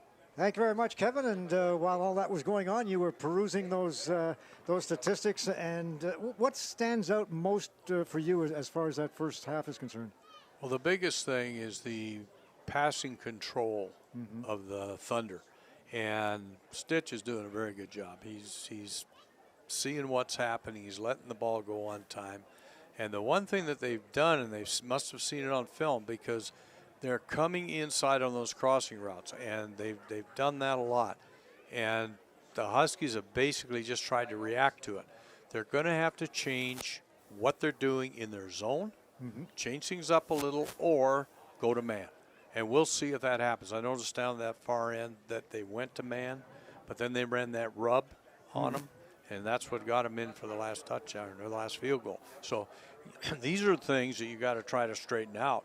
And the Husky coaches have to do all of that in 10 minutes. Well, it's going to be a tough second half, but again, as Kevin mentioned, in this league, 20 points really isn't that difficult to overcome. It's not just that. It's if they can get a drive and get it in the end zone, all of a sudden the confidence changes. Yeah, exactly. And they get the momentum back. And that's going to be the key, because when you have young quarterbacks, Tommy's inexperienced. He played some last year, but he's still a very inexperienced quarterback in this league. Brandon Guy's never taken a snap in this league, and I don't think he played that much at the university. So this is a very competitive league, and it's going to take some time. We hope they can get it done here, because once that confidence gets there, then everything else takes care of itself. You mentioned, of course, Brendan coming from the U of A. Shaden Phillips joined the team just today, and he was one of the outstanding defensive backs for the Golden Bears, and due to circumstances, unable to play for the Bears this year. So he has come back to the Edmonton Huskies. The fact that he's in there playing his first game, really probably doesn't know the schemes all that well, might be a little bit of a detriment to him in that defensive backfield. Well, it can, but, you know, cover three, if you're playing a cover three zone, I don't care if you're playing Pee-wee or pro, it's the same. So he knows what to do. It's the same thing on covering man. If you notice in the one, he came out on the man, he's tried to follow him inside, and he was beat inside. Again, he doesn't know this league, and he doesn't know the receivers in this league. So when you're playing man, when you know them, you know you got to be on them and how to run the shoulder on them. And it takes some time. So they're not in that position right now. And the Huskies have got a couple of guys like that. They've got some good veterans in there. Hodinsky, who made that great interception, and it was negated by a roughing the passer. So those are the types of things they got to clean up. They get that cleaned up. That turnover could have been a difference in the ballgame. Exactly, and right now we're waiting for the teams to return to the field, but I would think that as it happens, more than once, the Huskies will probably be a little bit late coming out. Oh, they could be. I would not want to be around that room right now. If you've been in the dressing rooms down here, they have gray walls. Huskies' walls are blue right now, I'll tell you for a fact. The coaches will be getting on these guys something, because what they're seeing, and it's not they're just hollering for the sake of hollering. What they're seeing when the guys are coming off the field, it's like the guys are giving up. They can't let them do that. They got to jump them back up. Talking quietly with these guys, I don't think is going to work. They're going to have to get on. I think, you and I were talking about it in the first quarter, the effect of losing your second long snapper. It really hasn't come to fruition that much. Nicholas Ray has been doing a pretty good job, except for maybe one short snap. Well, one field goal, and his first snap on punt was slow. But other than that, yes, he's doing it. And being the third stringer, he doesn't get the reps. I mean, Alec Veer was the guy who's done it pretty well all year for them, and he is excellent. But now Nicholas Ray is the guy, so as coach said, you have to step up. When it's your turn to step up, you step up and give it all you got. And, of course, Nicholas Ray is mainly a tight end, really. Doesn't really have the size of most centers. Would it be difficult for him to stop an on-rushing, say, linebacker or whatever? He doesn't have to. In the league today, you cannot touch the punter, or the long snapper, pardon me. So he snaps the ball, and he's got a few steps downfield before they can hit him. Okay. So in that, he's okay. I see teams now even using quarterbacks in there because of that rule, because they know how to throw, they get that ball back real well. And you can do that. Now, I'm not talking about this level, but you get down at the lower levels, you take the guys who are going to be able to get that ball back. And because the way the rules are, you can just put somebody in there who can really get the ball back. We used to at the lower levels. I mean, we'd line guys up on the center. The second that ball's off, you bury him. And of course, they changed the rules. So they protected that guy. So now you can use a different type of individual. We've talked about what Coach Ian McLean is saying to his boys. What about Coach Scott McCauley? Obviously they've been successful. Do they stay with it? Do they prepare for any possible changes from the Huskies? Well, Scott McCauley is an outstanding coach. He's proven it. And the one thing I think he'll do is we're going to make them stop us. So he's going to keep doing what they're doing. But he's also having in his mind what the adjustments he will make with whatever adjustments the Huskies make. He won't ask his players to do that.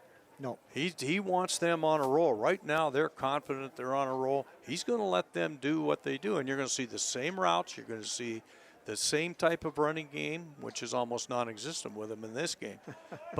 And they don't have to. They're doing an excellent job. But he'll do that until he sees that the Huskies have adjusted. And you already saw in that one play, when they saw that the Huskies went to man and press, what did they do? They ran that rub. Well, there was no press. It was just man coverage. They ran that rub and got down in there. So this is what he will do. He'll make the adjustments to the Huskies' adjustments. It was interesting the way they came out in that first quarter and really did the running game with Braden Long for the first couple, 3 or 4 plays, and then all of a sudden, boom, they just opened it up with that quick slant to the middle. Well, I suspect it came from up top, and what they saw was how the Huskies were playing zone and soft. They were going to take advantage of it, and they did. All right, we're just waiting for Coach Scott McCauley to tee it up with with Kevin Donnan. Well, I'll tell you, head coach Scott McCauley gave me a quick little wink and said, no, we got to get to this second half. So he knows what's at stake here. He's got an extremely confident football team. The Thunder left the dressing room looking very calm, very collected, and obviously ready for this second half. They are a second half football team. They proved that last week, but now it's time for this Thunder team to finish the fight. And if they do, they'll be climbing the rankings of the PFC very quickly. We are in for a whale of a second half, gentlemen. Let's send things back up to you. Quick little wink, huh? Quick little wink. Just a. You know what? Scott McCauley knows they've got to finish the fight, and that a 20-point deficit is nothing in the PFC. So it's going to be. This is shaping up to be a classic here in the second half. It's good to know that coaches like Scott McCauley are still around. You know, they're superstitious. They don't want to change anything. Let's just keep on going with what we got. Absolutely. To me, that's just good coaching. That's just and this is the one thing that we don't realize. This whole game is the first half. They play again next week in Regina.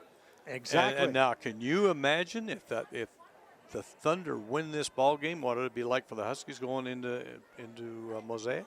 It's not a friendly or whatever place. they call that new stadium. I think it's still called Mosaic. Is it? Yeah, there you go. I think so. Yeah. It's got real good turf on it now, though. That's the. All right. Are you going to Regina next week? No. No. Okay. And the Regina Thunder will be kicking off to the Edmonton Huskies. The ball is coming down at about the 10-yard line.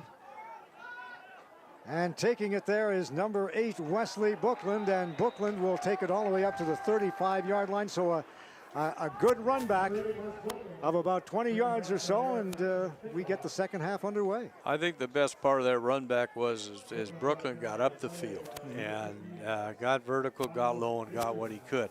And they hit it to the 35. That's where you'd like to get. That was a good high kick, which enabled the Thunder to get down in coverage. 50-yard kickoff, and it'll be first down for the Huskies on the 35-yard line. There it is, a hole up the middle, and I believe that was Berzik. Brant Berzik with a pickup of close to 5 yards on the play.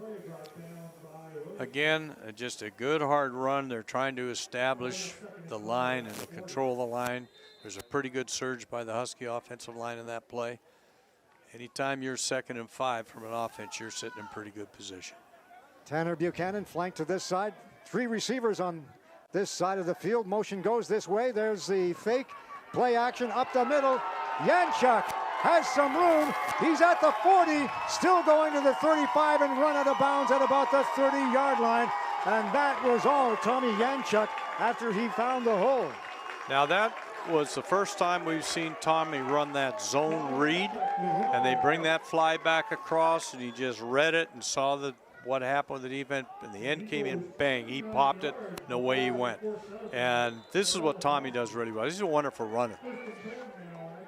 Big gain for the Huskies. Ball is in Regina territory at the 31-yard line. Now in the pocket. Looking into the end zone. There's the pass. It is incomplete. And again, looking for interference. Actually, I think it was the defender who was looking for interference call. Latoski. Well, here's a case on that play. You look at it, and this is the number 87 again, a lot of talent. But you never saw him fight for that ball. He didn't try to come back inside.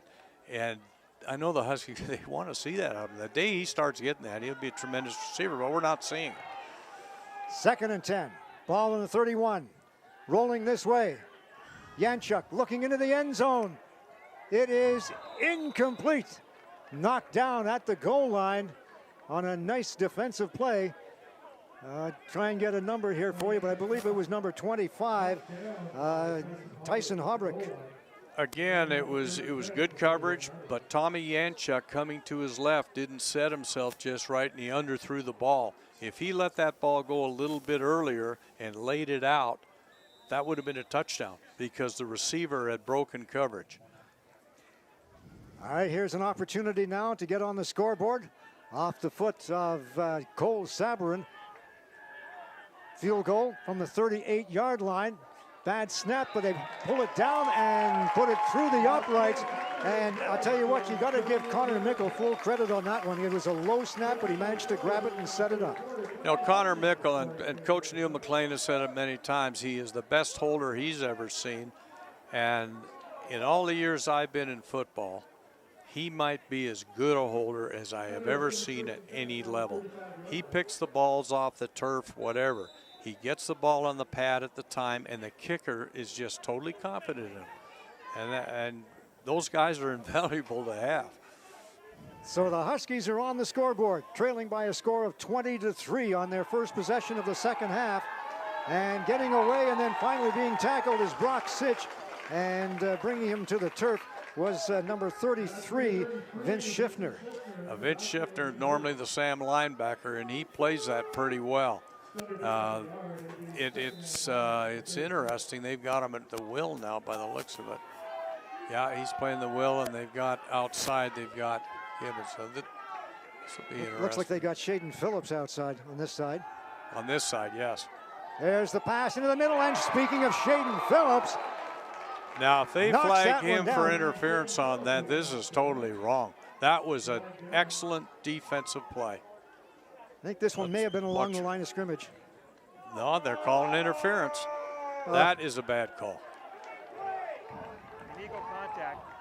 Edmonton, number 31, 10-yard penalty. Yeah, they're calling on 31. That was just good coverage. He had the hand on the back, but he didn't push him or anything else. He just reached in front and knocked the ball down.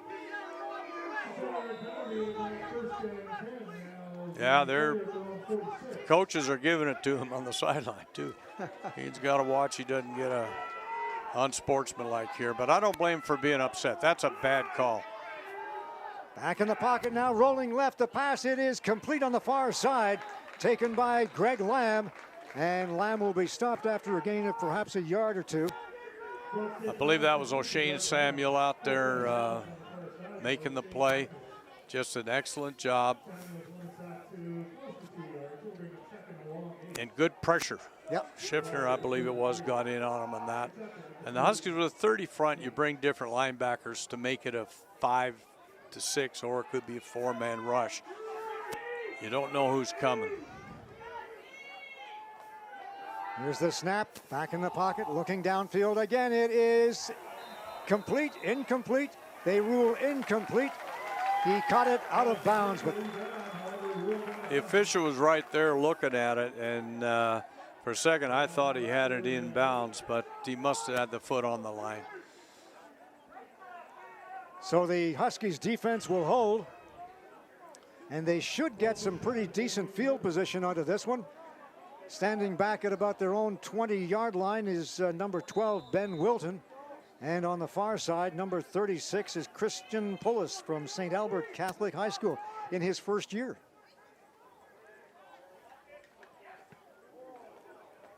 That is a good punt with all that pressure. The Huskies brought everybody on. A big mistake by the Husky return man right there. He will get the no yards call, but the ball is going to be all the way back at the 10-yard line. They'll move it up 5 to the 15. Again, I was going to say he lost it in the sun, but the sun is behind him. Well, yeah. And the thing was that you got to play the ball. You got to learn how to be a center fielder out there. And it takes a certain type of individual to do it. I think this might be a 15-yarder. We'll see. Jake Strakowitz back there trying to field that one. Number 86, again, a first-year man. Jake is out of Paul Kane. No, they're only giving him 5 yards, so that's a big mistake on the return man. And he's a put you right back. You'd have had her up about the 25. 2 receivers, 3 receivers to this side, 2 on the far side. Single setback. There's the handoff to Berzik. Berzik jumps a couple of linemen and then is taken back as he hits the linebackers and will pick up only a couple of yards on the play. So we'll say 5. Guys, Kevin down here on the Husky sideline and head coach Ian McLean begging his team to be quiet and to get the officials out of their heads. He is literally begging his team to settle down, get the officials out of it, and just focus on their jobs, guys.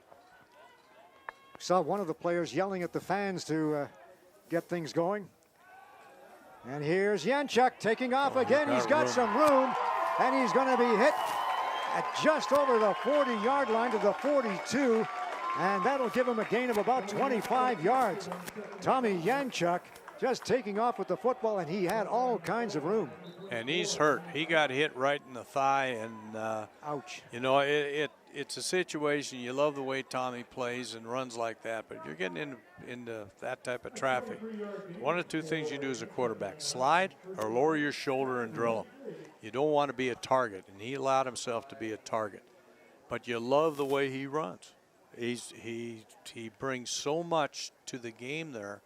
And he read that perfectly. The blocks turned out just right. He got the seam and he went. And he's so quick. He gets up on that seam and he's going to get a lot of yardage. He's got the big long legs. He doesn't look like he's going fast. That's right. And he's out there looking to throw outside. They have to cover that. And now here he comes. Now watch how, see, he didn't get low. Yeah. And the guy hit him, but I think the fellow who hit him dinged pretty good too. So. At one point he was looking to slide, but then changed his mind. Yeah, yeah. Well, wait a minute now. He marked the ball down at the 43-yard line. Yanchuk still in there. Looks into the middle, has a man open. It is incomplete. Nearly a one-handed grab by number 80, Sam Clayton. He just could not hold it down. And I'll tell you what, he had all kinds of room to run if he had pulled that one down. I don't know if you remember in the first half when Harrison Cable went up and caught a ball, and he had lots of room to run, and he went down and made sure he got the catch. On this one, if Clayton had done the same thing, they'd had 20, 25 yards. But he, in his mind, he was going to score. And you got to catch the ball first. Wheel route. And Yanchuk takes off with it, but is caught from behind. And a tackle there by Cade Tuba. That was not blocked real well. They allowed the end to get leverage on the outside. And they were trying to wheel route, which takes time. And I think there was a little bit of a screw up in the wheel route because the wide receiver didn't get inside at all. He stayed wide along with the wheel. So there's something wrong with the Huskies on that play. Well, that was rookie Adner St. Hilaire out there. There's the snap. It goes a little bit wide, but Sabern is able to haul it down at the 38-yard line, taken there by number 8, Isaac Ford, and Ford is going nowhere. Run back of perhaps 3 yards or so, and they'll mark it at about the 42. Well, on there, what made that play go, again, Adner St. Hilaire, he was in the perfect position. He was contained man, and he forced the man to turn up inside and made the play. It wasn't a great punt. All right, first down for the Regina Thunder. They lead this one 20-3. 8:59 to go in the third quarter. Single setback. 2 receivers to this side. There's the fake and the pass into the middle. It is complete to number 8, Isaac Ford. And again, they go to that quick slant. And again, it is complete and another first down. And again with it, you know, the defender was there. But where that ball was put, you got to give Stitch a lot of credit on this. He put it low. That's impossible to cover. It's tough to catch. The receiver made the catch. 3 receivers this side. Motion goes left. There's a high snap. It's hauled down by Sitch, and he gets it away just in time and tackled from behind. The tackle made by O'Shane Samuels on number 8, Isaac Ford. Great job by O'Shane Samuels coming up. He did a very good job there, and so now you're in a situation. I want to see what the Huskies do with their coverage on this play. Because what the Thunder have been doing, looking off, and they'll come to that slant. Are they going to press it? Are they going to zone it? Or they man it? It looks like they're playing man coverage. They're playing man. And there's the cross. So. They've got him. Could be a pick. Almost. Now there's a case with the man coverage. They played it perfect all across the board. Even the crosser that came on this side, they took it away. Did a very good job. Good job by Dwight Francis to knock that ball down. He actually had great position on the receiver. He had excellent position, and his safety was coming exactly where he should have been, over the top. If there had been any deflection up, he was in position to make the interception. It's just an excellent defensive play. All right, Huskies defense holds, and the Regina Thunder will kick this one away. Receiver sitting at about their own 10-yard line, almost blocked. A wobbly kick that'll bounce down and out of bounds at about the 20-yard line. So the field position, 19-yard line where they mark it down, and the Huskies will once again get that offense out there. Well, you know, it's interesting. I've got a lot of, and get more respect for this Thunder punter, because the Huskies have brought the heat the last 2 punts, and he's just stood in there and punted the ball away, wasn't phased. And again, to the Huskies, when you bring that much heat, lots of times you'll rough the punter. They didn't. They played it perfectly. They just didn't get the ball. Quads on this side. Single setback is Berzik. Berzik now moves over this side, and taking off with it is Yanchuk once again. So all those receivers over on this side, just a decoy. It was Yanchuk calling his number all the way. His quarterback, not even a draw per se, a little bit of a draw, and then away he went. The offensive line wasn't quite as quick as they should have been at getting up on the blocks. And again, Sandy Walker, he got up the field, but he's cruising. You got to get at speed and get to people. 3 receivers, far side. Motion comes this way and looking this way, and passing complete at the 40-yard line is Yanchuk, and it is taken down by Sam Clayton. All the hollering in the stands are the people want a UR on this. And what's interesting, you know, it's I don't think it should have been flagged. I think the officials did the right thing, but I can understand that. So that was a good hit. But you notice how Clayton, it was a low ball again. He concentrated, made sure he caught it this time. 3 receivers over here, back in the pocket again. Yanchuk gets away from coverage, takes off with it, goes up the middle to the 50, still going to center field, to the Regina 50, and finally taken down at the 48-yard line. Tommy Yanchuk with a carry of close to 15 yards on the play, although he probably ran closer to 30. Could have been. What you're starting to see, this is now becoming Tommy Yanchuk's team. And you can see by the sideline, he's lifting everybody up. Motion goes left. Short pass taken by number 2, Connor Mickle. Mickle knocked out of bounds just over the 40-yard line, close to the 35.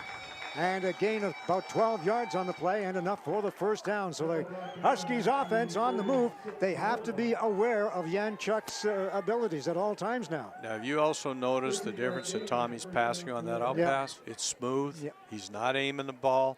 He's in the game. He's in some people call the zone. And it's a lot of fun for him. So it's just happening. Excellent play by Mickle also on that Tight play. ends. The fake. The pass. Roll back corner. Into the corner, complete at the 2-yard line. Tanner Buchanan. Too short again. Okay. Now here what we see. You see how he's going to the right here? This is what we call a throwback. Isolate on the backside, and he's running a corner route, perfect ball right on the sideline, and that's where it has to be. Now there is a flag on the field, and I don't know what the flag is. It's in the backfield of the... It's going against the Huskies. Pass interference. Edmonton, number 6. They're calling offensive interference. Boy, I'll tell you, whatever can go wrong is going wrong. I'll tell you, Coach, this is a bench down here that is ready to erupt. Like absolutely ready to erupt. Coach McLean had a chat, a very short chat with the supervisor of officials going into halftime, and I'm sure he'll be having a conversation with someone after this one, guys, because the Husky bench right now is just beside itself. All right, they need to calm down. They need to concentrate on the task at hand, and that is to play a little game of football.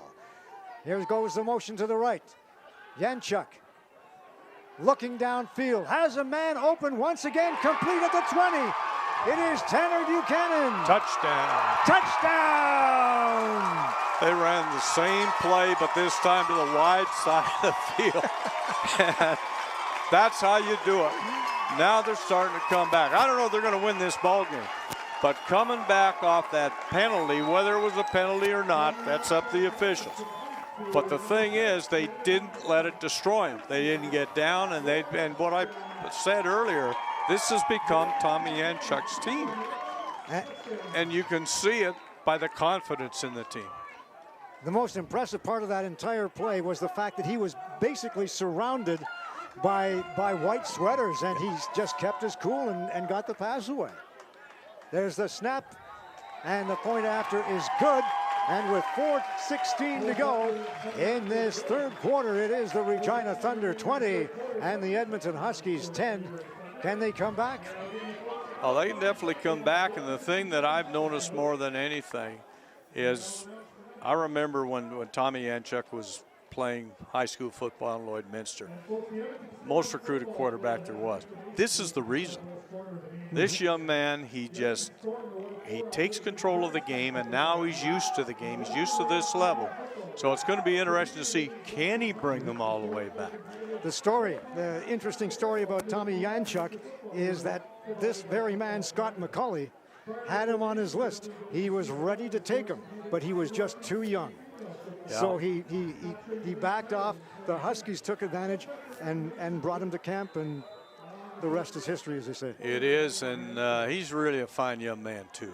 I don't know why Scott would do that.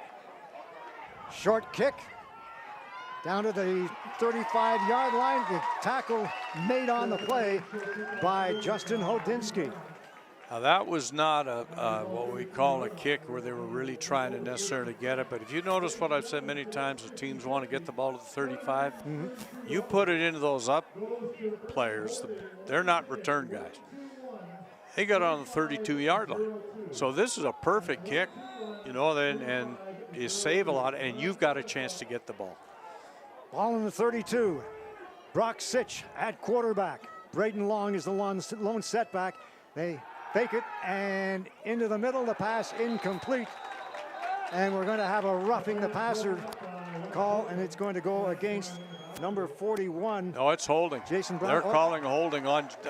Guy was on Jason Brown. That's a holding call. The way Brown was reacting, it looked like it might have been against him, but you're right. Holding is the call, and I hate to tell you this, Dave, go ahead. But Jason Brown acts like that all the time. You don't know whether it's good, bad, or whatever. He's the same guy. So another nail as far as the momentum is concerned. That's right. Going in favor of the Huskies. And with that, West Brooklyn just had great coverage on that slant and knocked the ball down. So can they continue to do it?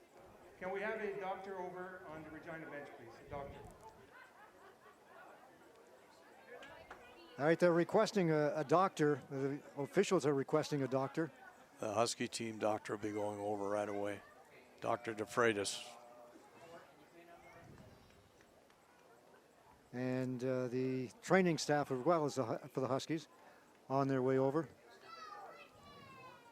That second individual is Dr. DeFreitas. With the with back the sack on. backpack. I think so. I think it is. I could be wrong. But Dr. DeFreitas also handles other teams, different sports. He's a very good doctor. There's the pass. It is incomplete. Again, they're getting the pressure now. Those linebackers were in there, and also I believe the ball was tipped. It was at the line of scrimmage. Let's see if we see it on the replay. You see here comes the pressure. And yeah, it was tipped. And there's that man coverage again. That's right, playing tight. So it'll be 2nd and 20. 3:38 to go in the third quarter. 20-10 the score in favor of the Regina Thunder. Sitch looks into the middle, fires. It is complete at the 38-yard line and taken by number 8, Isaac Ford. He'll be short of the first down by about maybe 7 or 8 yards, so it'll be punting time for the Regina Thunder. And again, this, and I think the whole secret to this game so far has been the ability of this Huskies defense, even though they've had 20 points scored against them, to hold when they really had to. They have. Now, here's an interesting thing. Do you fake the punt here to change momentum? If you make it, you'll change momentum. No, they're going to punt it. And this time, no rush at all on the punter. The ball bounces backwards. It'll be picked up there and taken by number 86, Jake Strakowicz. And Strakowicz is stopped after a gain of a couple yards on the play. So good field position for the Huskies on their own 40.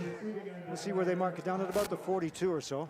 See, that's only about a plus 20 Yeah. when you the punt and the return, 20 to 23 yards. So this is really good for the Huskies. As a bad punt, and the Huskies had been getting pressure on that punter. And I don't know if that's what made the difference, because when the pressure was on him, he was punting really well. And he was waiting for that pressure, and it never really came. It never came. They ran a return on this. And Exactly. so you get a shank punt. The shank punt was a return. It worked pretty well. A lot of mind games go on with the coaches of what you call and why you call it. And right now the momentum is all on the side of the Huskies. And if they're able to come down and convert points, not even necessarily a touchdown, but points, to end this third quarter, they're in great shape. 2:57 to go.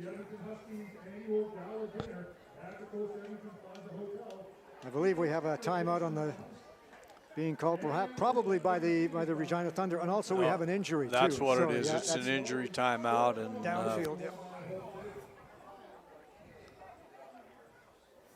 but also. With that injury timeout, you don't like to see injuries with people, but it looks like he's all right. But it also might help take away some of the momentum from the Huskies. And right now they're on a roll. If they get a couple of first downs here, they're going to be in good shape. Matt Williams, the injured Thunder player, and he goes off under his own steam. So we get play back underway from the 43-yard line. The Huskies quads to the far side. Yanchuk at quarterback. The lone setback is Adner St. Hilaire. He comes out of the backfield. Here's the pass. It is complete. A great catch by Tanner Buchanan. And at the same time, Adner St. Hilaire was doing a post route and was wide open all the way downfield. Tommy was looking here right off the bat. He overthrew that a bit. Just an excellent catch by Tanner Buchanan. And again, back in the pocket. This time he's got Adner St. Hilaire, and he overthrows him. I don't know whether there was a miscue on the part of the rookie or just a mix-up in the pattern. Well, he was throwing the corner route, and that's what he did. But I don't think the route was run necessarily the way it could have been. Mm-hmm. But here's the other factor. If you look at it, Scott McCauley might have changed his coverage slightly to shut down what the Huskies are doing. I don't know that to be true because I was watching on the line of scrimmage. But the coaching within. Here's the Here's fake. a fake to the midfield, to the 45, and all the way down to about the 42-yard line. The ball taken by number 30, Morgan Runge. But again, we have a flag, and they're calling holding on the Huskies, and I'd like to see the replay because I sure didn't see a hold there. It could have been there, but I didn't see it. That looked like it was cleanly blocked. Holding Edmonton, number 33, 10-yard penalty. Number 22. Let's see if we can see the replay because it's on Rozak. Oh, they're not. We don't have it. Now we got to punt. Always have to punt now. So that now the momentum's changed slightly. Okay, here it is. My gosh, that doesn't look like holding to me. He was in the numbers. The guy turned. He got off of him. You saw the guy turn easily. That's not holding. You got to see some type of pull. Good kick down to the 28-yard line. Braden Long avoids one tackle and then is taken down on the second attempt by number 41, Jason Brown, a run back of about 5 yards. So the Thunder will start out deep in their own zone at about the 34-yard line. Now there's another flag down here. What is it called now? And Ian McLean they're calling it on the Huskies again. This 7 is called 2 on the Huskies. Number 93, 10-yard penalty at the point of possession, first down.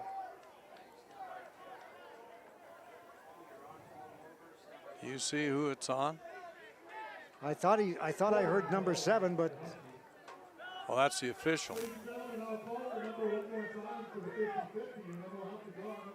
66. 66 on a hold on a punt. Well, it could be. Alexander Walker. You got to give have to give the officials, I guess, credit that they see what they see. Pass complete in the middle at the 50.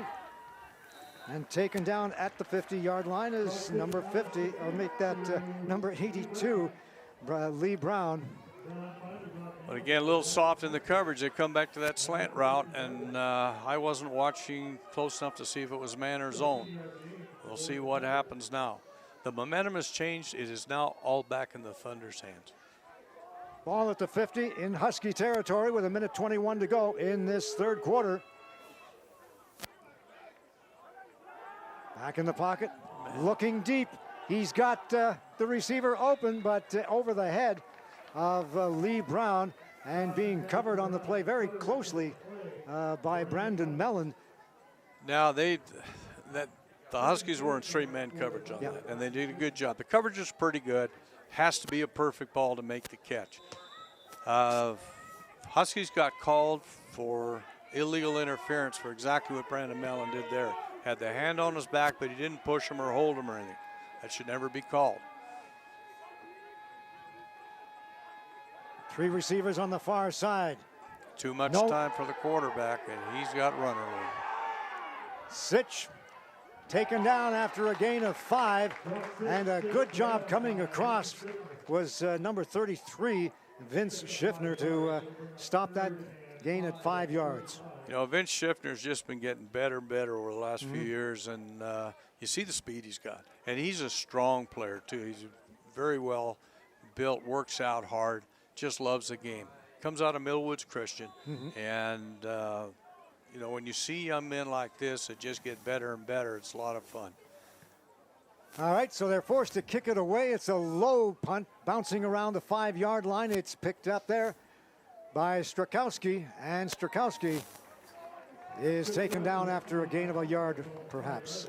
From a point of the coaching perspective, Scott McCauley's happy with that punt. You've got him inside the 10-yard line at about the 7 or 8, and deep in your own zone.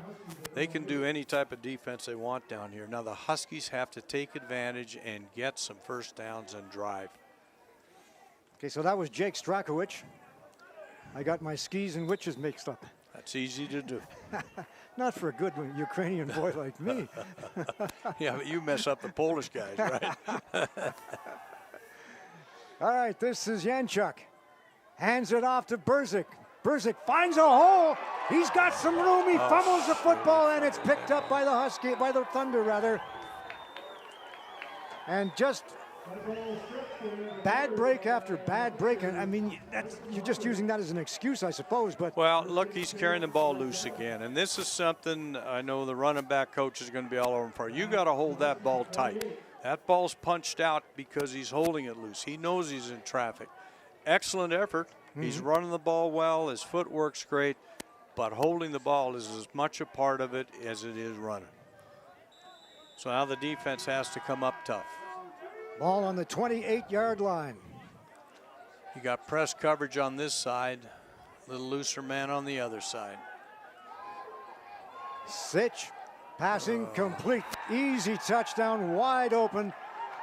Lee Brown, and the defender just basically lost his footing. He lost his footing right on the goal line, and I think he tripped on his own feet. If you look at him, he's got good coverage. It's just a jet route from the inside, and you saw what happened. He just went right by and fell down. In man coverage, what you like your defensive backs to do on that route, you don't want them even with them. You want them just behind the shoulder pad. And then if they have to bend in for the ball, you can break inside easily on it and take stuff away from them. And if it's a fade outside, you're right there. But the ball has to be perfectly thrown.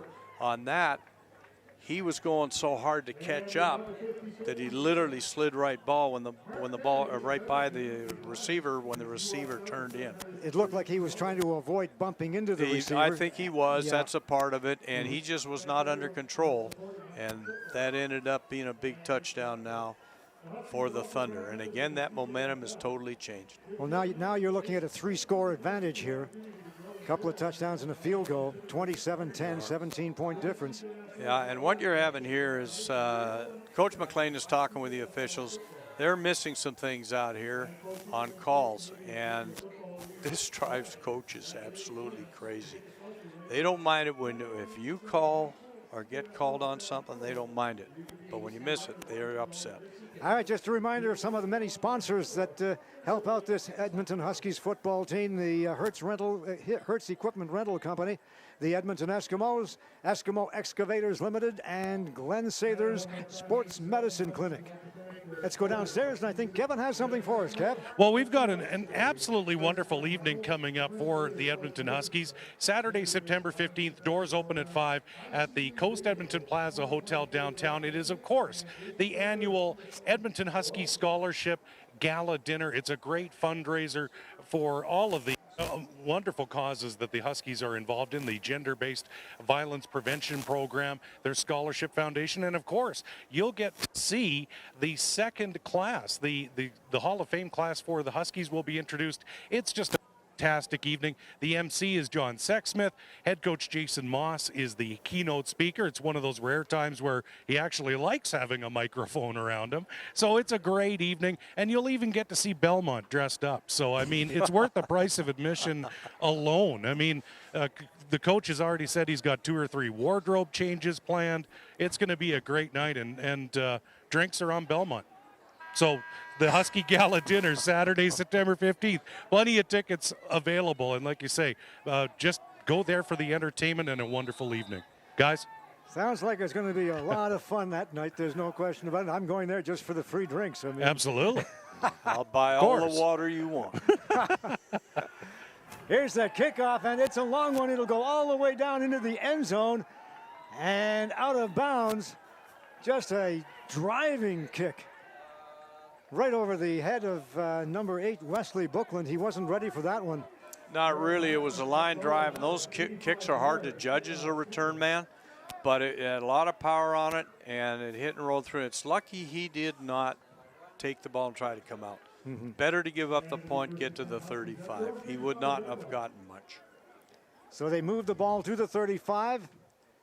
It is now a 28-10 football game in favor of the Regina Thunder. The Huskies once again find themselves on the comeback trail. 4 receivers to this side. Berzik slants over here. They fake it to him and then pass it up the middle, and it is taken there by number 80, Sam Clayton. Not sure if Berzik was the primary receiver on that one, but he was being well covered over on this side. He was, and the call there was right. Clayton was down on the knee. Once you're on the knee in this league, that ball's dead. So he couldn't get up and run. But it was a good pass and a good catch. Gain of 7, 2nd and 3.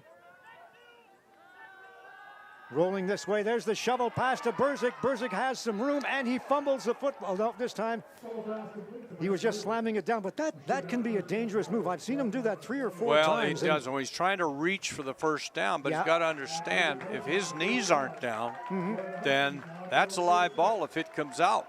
And exactly what I'm with him, that's right. He should be tightening that ball up and just get what you can. He doesn't have to reach for it. Ball on the 46-yard line. First down for the Huskies.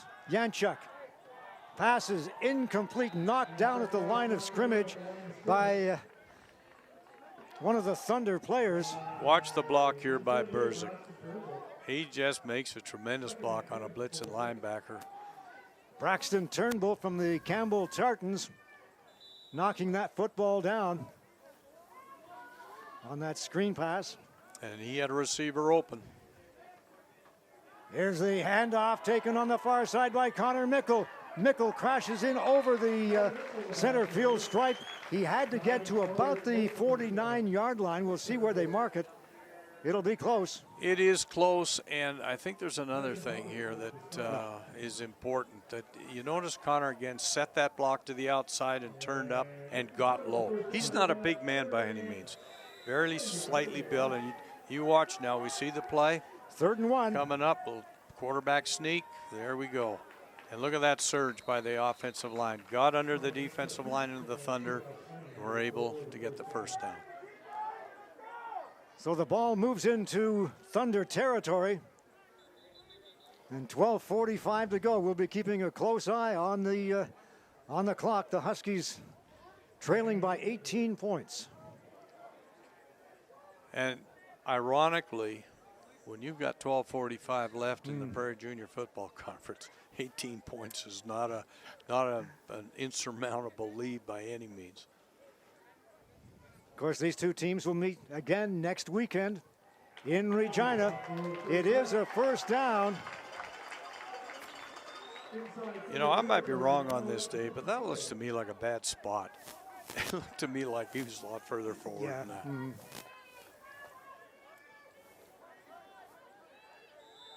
I'm not sure if we should mention the names of the officials, but the head referee is Larry Leduc. He is a veteran. The head umpire is Terry Blondell. Here's the handoff to Berzik, and Berzik trips and falls for a gain of a couple yards.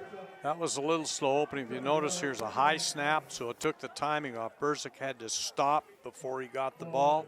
Then when he got going again, it was too late.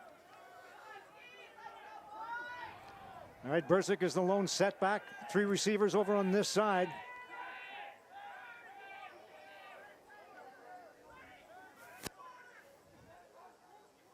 There's the snap. Berzik with a good block. There's the pass it is complete. Just over the 50-yard line. A good job by, again, Tanner Buchanan, who has become the receiver of choice in this second half. This is going to be 3rd down. Again, they're going to go for it. Oh, yeah. Oh, it's 2nd down. I missed on that one. Third. Yeah, 3rd down. That's right. 3rd down. 2 yards to go. They'll go for it. They have to take a timeout or they're going to get called. Whatever happened here, the call that they wanted did not get in. And we've talked about this before, David. Coaches don't like giving up timeouts. With this far out in the game, you'd like to hold them toward the end. But if you have to have it, you have to have it. You do not want to turn the ball over here. You want to keep this drive going. So Janchuk goes to the bench and gets his signal straight. He was having a discussion with Morgan Runge before they called a timeout. And yeah, when that happens, you have to call a timeout. Yeah. Just have to. Yeah.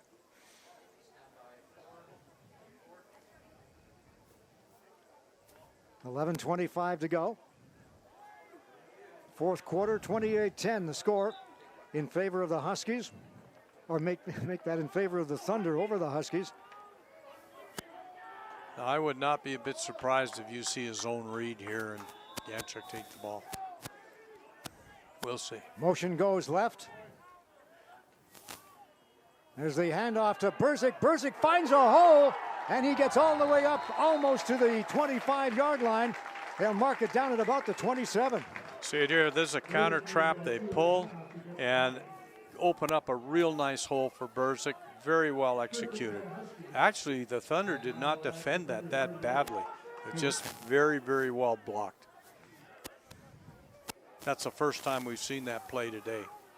Quads on this side for the Huskies. Ball on the 37-yard line. First down. Still lots of time left. Lots of room, lots of time for Yanchuk. Yanchuk just had nobody to throw it to.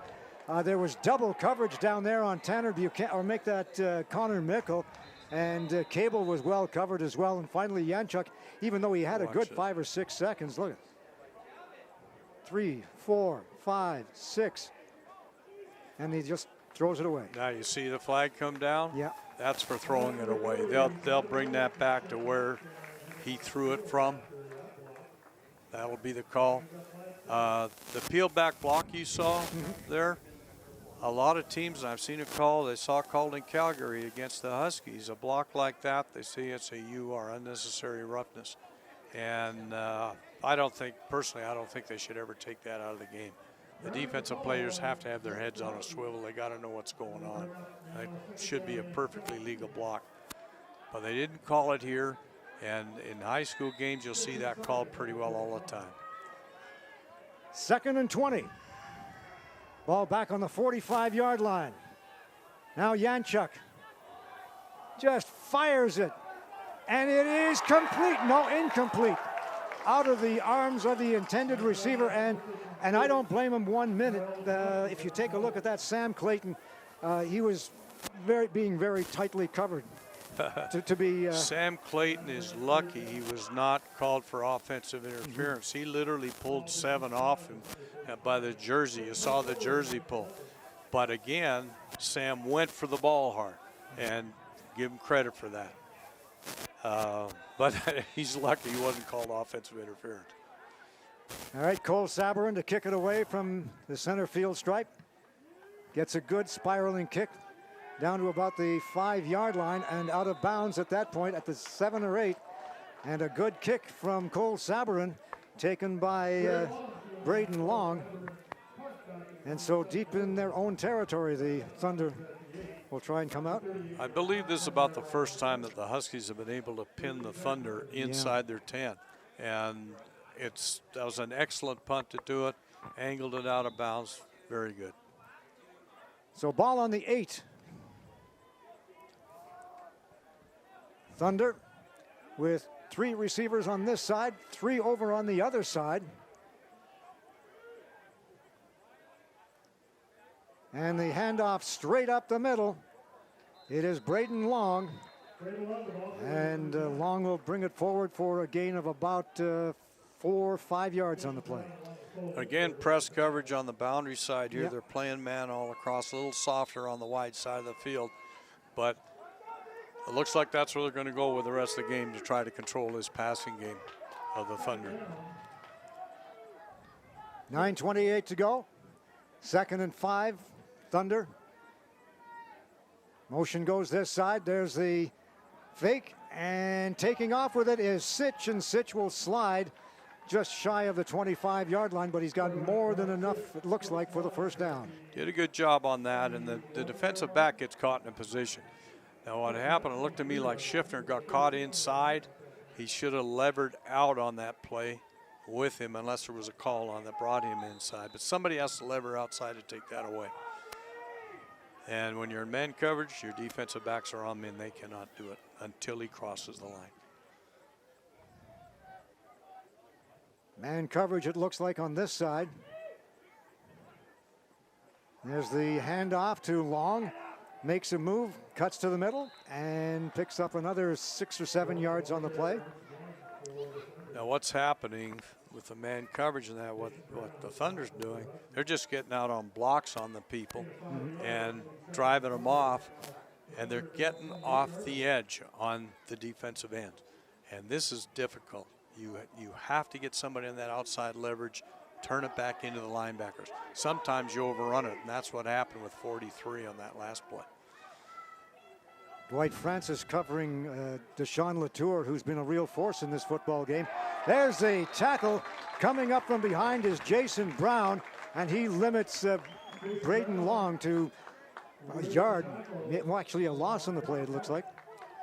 Jason just come off the edge on that. They had a little blitz action or stud action on with it, and he's such a good tackler. I mean, I think he read that all the way. Oh, There's he no question. did. He Yeah. did. He came down on it, and he was right in his hip pocket. So it'll be 3rd and 7. And the Huskies offense trying to get something going here. They'll pick up the ball in pretty good field position. Maximic to do the punting.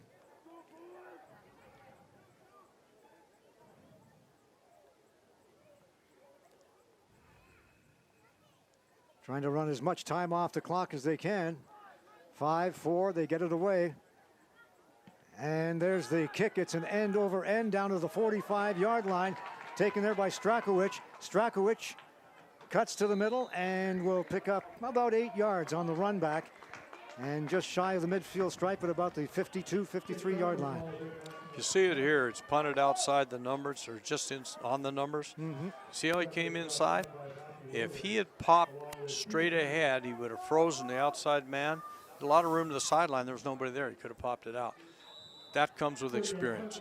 And when you're on that short side, punted to the short side, many times you're better off getting vertical, even though a call might be to the middle. Strakowicz, a first-year man from Paul Kane High School up in St. Albert. There's the pass. It is complete on this side to Sam Clayton. And the Bev Facey product picks up another 6 yards or so on the play, make it 7, and it'll be 2nd and 3. Clock continues to tick down, 6:50. Here's Yanchuk into the middle. It is complete. And tucking it in and running an extra couple of yards is Sam Clayton once again. And Clayton getting up slowly, hobbling on his left leg. One thing you see with young quarterbacks like Tommy is at this time, he's worked with Sam last year. He's worked with other receivers. But with Lonhart, the ball was spread out to many different receivers. Right now, Tommy's really comfortable with what he sees with Sam, so he's going to him. And there's nothing wrong with that. This time, it's on this side of the field to number 81, Nick Hikawi. Hikawi out of the Spruce Grove Panthers, second-year man for the Huskies, and again, an excellent ball, and he does an excellent job fighting off the first tackler and then just getting up the field. Give him the first down. Gets enough for the first down. That moves the ball to the 30-yard line. So again, the Huskies offense is clicking here, and here's rolling to his right is Yanchuk. Yanchuk fires. It is complete to Harrison Cable. Cable doing a good job of coming across from the far side, and he was wide open. It was, and this is a little just like a dropout type thing from the number 2 receiver inside. Cable runs it very well, and if you notice what Tom did on that, he followed his fake good. He let his eyes follow the back, then came outside, and that set the route. It was very good. There's that shovel pass. It is incomplete as Yanchuk was being hurried. He was hit by Cade Tuba. I think they had a little blitz on, and they do. He's coming outside. Untouched. And, untouched, and that's the man you would shovel on, but it takes time to set the shovel up. So that was a very good defensive play and good defensive call by the Thunder. So it'll be 2nd and 10. Ball on the 11. And I believe we have a little bit of a delay, but now everything is all set to go. He's running out of time. He's got to get the call. Nick Hikawi flanked to this side, gets it away with 2 seconds to go. Touchdown! No, how do you call that incomplete? He caught the ball and had 3 steps in the end zone. Well, let's take a look at it here on the replay. Now, he might have been bobbling, and I could be wrong. 1, 2, 3. He had it up on his shoulder. He did. He did not have control. And the referee made a right call. There you go. So it'll be 3rd and 10. Ball on the 11.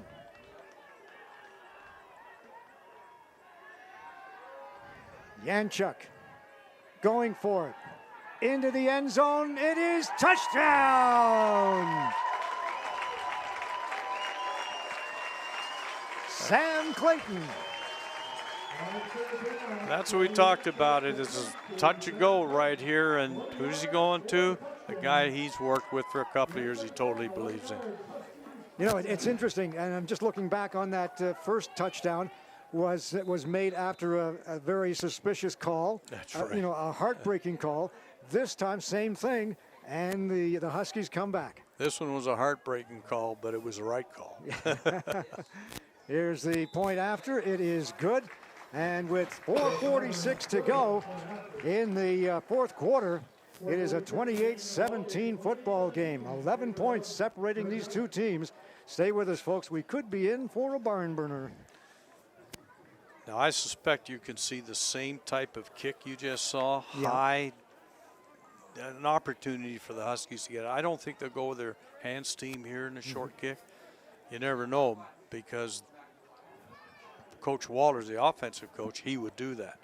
But Coach Reed Knox, I'm not sure he's the gambler that Rick Walters is.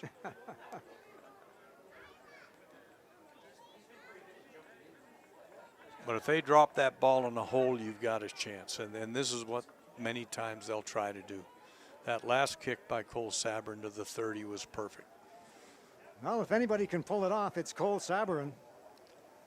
That is for sure. 5 years in this league, and he has been the leading scorer the last couple. He is the leading scorer in the league so far this season as well.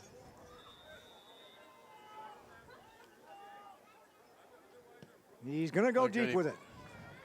Down to the 15-yard line. Taken there by Braden Long to the 20. Still going to 25-30. And is taken down at about the 35-yard line. There is a flag on the far side. Generally indicative of a bad block, but if it comes back from there, the 10-yard penalty, which it is. Yeah, holding. Now, if the Husky defense can get a turnover, they'll be in pretty good shape. So they'll move the ball back 10 yards. Cole Sabrin was not happy with that kick. And, he's really become a perfectionist. He spent the summer with the Eskimos at camp, and even right through the first game, he was still out there. I don't know if he is anymore, but working with Sean White, and that really helps a kicker's confidence. They had a number of players actually out with the Eskimos this past spring. Here's the snap. Handoff up the middle. Braden Long has some room and is taken down at about the 25-yard line. So a gain of close to 5 yards on the play. That was well blocked, well executed. They got up to the linebackers with their offensive linemen. It makes it tough. But the Huskies came off and slid off and made the tackle. Right now, the Thunder are in good shape. You love to be in offense. You love to be in the second and medium. 3 receivers to this side of the field. Long, the lone setback. And again, play action pass. It is complete on this side to Lee Brown. And Brown will get enough for the first down. Now the halfback on that is Brandon Mellon. It was Crosser. For whatever reason, he did not get out on him with the route. For a second, I think he thought he could get out of the quarterback, but your man coverage, he's got to be on him. And he's not happy about it as he goes to the bench. I think the defensive back coach is not happy about it. Again, Long, the only setback. 3 receivers to the far side. There it is. Braden Long takes the ball to the outside and is taken down by Ben Wilton. Now, there's going to be another flag here on the Huskies. But in this play, actually, Schiffner does a good job. He gets blocked outside, but they didn't get the fill from the inside that you need. And, you know, that makes it tough. At the end of the play, we get a UR on the Huskies. Unnecessary roughness, targeting Edmonton number 43. Number 43, Cole Lindbergh from Ardrossan being called on that unnecessary roughness, and that brings the football all the way down into Huskies territory at the 45-yard line. Well, it's when they call targeting, they say you're aiming at the head in this. It's a big thing that's in the league today, and you know, sometimes it is a legitimate call. Sometimes the heads just collide. The official has to make that call instantaneously. It's hard to do. Motion goes to this side. Play action pass, looking downfield, and now taking off with it is Sitch, and Sitch elects to just slide for the gain of a couple yards on the play. And tell you what, good job by O'Shane Samuels to avoid hitting the quarterback, hit a jump high. Also a very good job by 43, who got that penalty before, by forcing him to slide. And you know, the Husky defense played that very well, and Stitch is playing well. He's playing it smart. He's using the clock. And as long as they run the ball, they're going to use the clock. Huskies have to get to him. They have to get him for a loss here. 4 receivers to the top side of your screen. Nothing's going to happen for 9 more seconds.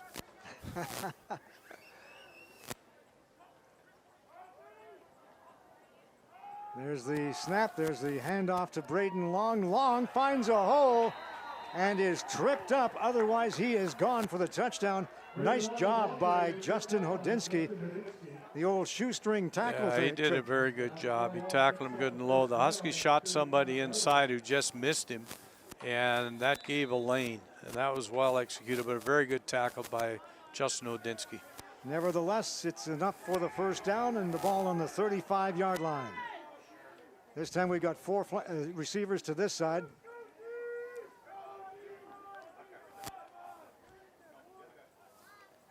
And once again, the handoff to Braden Long. They try and clear the zone with all those receivers, but having nothing of that was number 31. Actually, it was Jason Brown, 41. And Shaden Phillip in there, too. So he fought off the block of the wide receiver and got in and on the tackle. He's a pretty big guy to be filling. And he looks more like a linebacker than Brown looks like. 6'5", 235. Yeah. Yeah. Wow.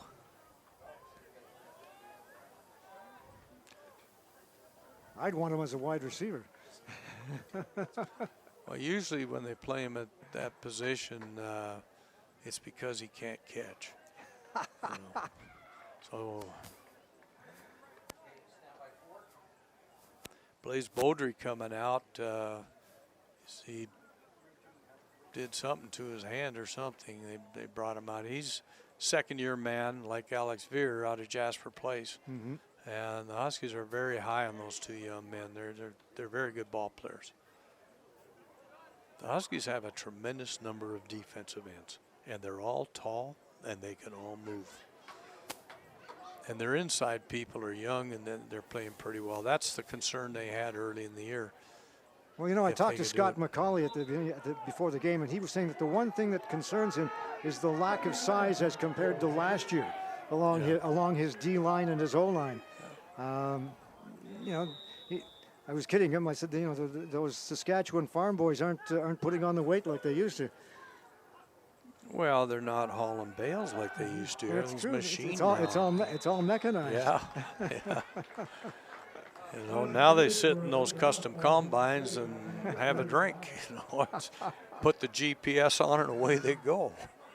Automatic pilot. Yeah, it's a different world in the farming business today. But again, Saskatchewan, if you look at this Thunder team, their line, I don't care what their size is per pound. They get off the ball well, and they block their assignments well, and that's what's important. They're very good, and we've talked about it before. We talked about it last year. Scott McCauley is an excellent coach. His staff is an excellent staff, and they bring these young men along well. It's a very well-coached football team. Maximic for the field goal from the 40. He's got the length that is going to go wide to the right. And coming out of the end zone is O'Shane Samuels, and Samuels will bring it up to about the 5-yard line, and they'll just move the ball up to the 20. What he should do is, as soon as he's feeling contact, double wrap the ball, go down. Yeah. And as a result, the Huskies are scrimmage first and 10 at their own 20-yard line with a minute 35. And So now we'll see if they can come down. Yeah. Well, you know, even points for and against. Absolutely. With the short season that is the PFC, you know, an extra few points isn't gonna hurt you. That's for sure. No, you need the points because, again, this is the first half of a doubleheader. Next game, they go in and play Regina again. So they would have to beat them by more than this if they tie. That's why every point is important here. There's the pass. It is complete to Adner St. Hilaire. St. Hilaire still going with it. Wraps the football up this time and carries it to the 40-yard line for a gain of about 20 yards or so. Got to be impressed with the young man. One of those that Coach Ian McLean is very high on from the Scona Lords. 6'2", 160 pounds. Yeah, and you know, you look at all those receivers. Mickle is the only short one. The rest of them have good size. There's the pass. It is complete. He was at the 45-yard line, but Sam Clayton takes a step back, so they'll mark it probably around the 42 or 43. Now here's the thing. Sam Clayton, you watch him catch this. He catches it. Look, he turns to go inside. Yeah. You want to fight outside. Even though the guy's behind you, you fight for the yardage you can get. He ended up stepping back and didn't get what he could have. Pass complete to Clayton, or make that number 81, Nick Hikawi. And Hikawi brings it over center field, close to the Regina 50-yard line. It's going to be a gain of about 15 yards, but it's going to be called back.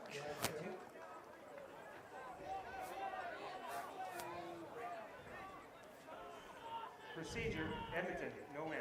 5-yard penalty. Second number. Procedure Now, call. somebody didn't line up on the line. It might be a formation call or whatever. They're doing so many different formations today in teams. You're seeing this called a lot, even on the pros, and it shouldn't be. It's something that should be inherent with what you do. All right, ball on the 38-yard line. 1st and 12. Back in the pocket. There's the screen pass to Berzik, and Berzik is met head on a big hit by Tegan Anderson. And he will be stopped short. Actually, will lose about maybe 3 yards on the play. Here's a situation where the whistle goes, and the defender still keeps the whistle's gone there. And the Berzik was going to go after him, and I don't know who the Husky player was, got him out of there. It's good he did. Again, Yanchuk into the middle, one-handed grab. It is knocked That's down. targeting right there. That's the targeting rule. Now this should be 15-yard penalty. All right, let's take a look at this when you say targeting. Yeah, he heads with Number his 40? head. He leads with his head right through the receiver. That was Davin Williamson. Now they might call it targeting. They just might call it spearing. But it's basically the same thing. From the point of the infraction? It should be. It shouldn't be from.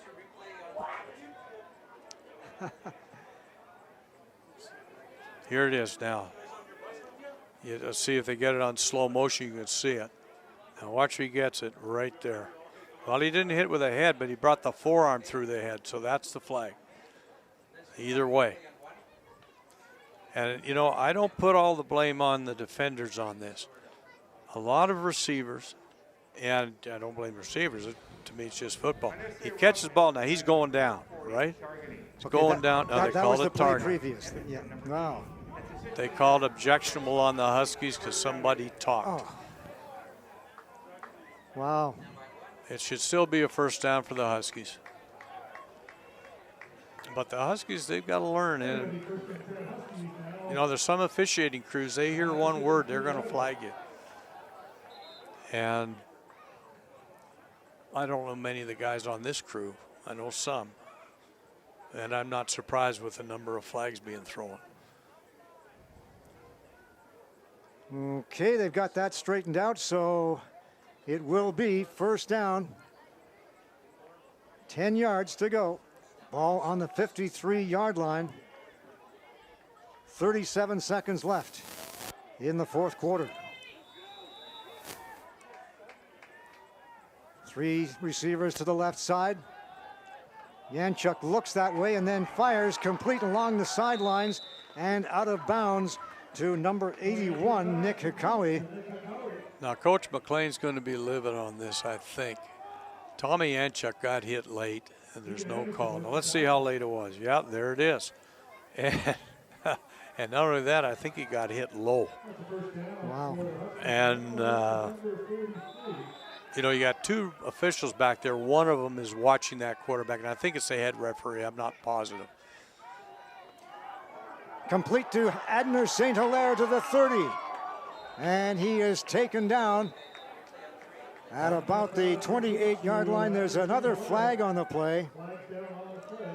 Now, I'd be And it's interested. going to go against the Huskies. Interesting what the call is, because he threw the flag before the guy went in on the block. So it can't be on the fellow who cut block downfield, which is legal in this league. I don't know what the call is. Well, That's blocking below the waist. You can cut block. Blocking below the waist. 10-yard penalty. First down recuse. When did this come out? That was Not to before the start. pass was thrown, apparently. Yeah, but he threw it after the pass was caught. Yeah. That doesn't make sense. And that will result in a first and 20 at the 52-yard line. Now, I'm going to ask the people. I didn't think they had taken cut blocking out of junior football. I guess they have. 28-17, the score with 23 seconds to go. The Huskies first down and 20.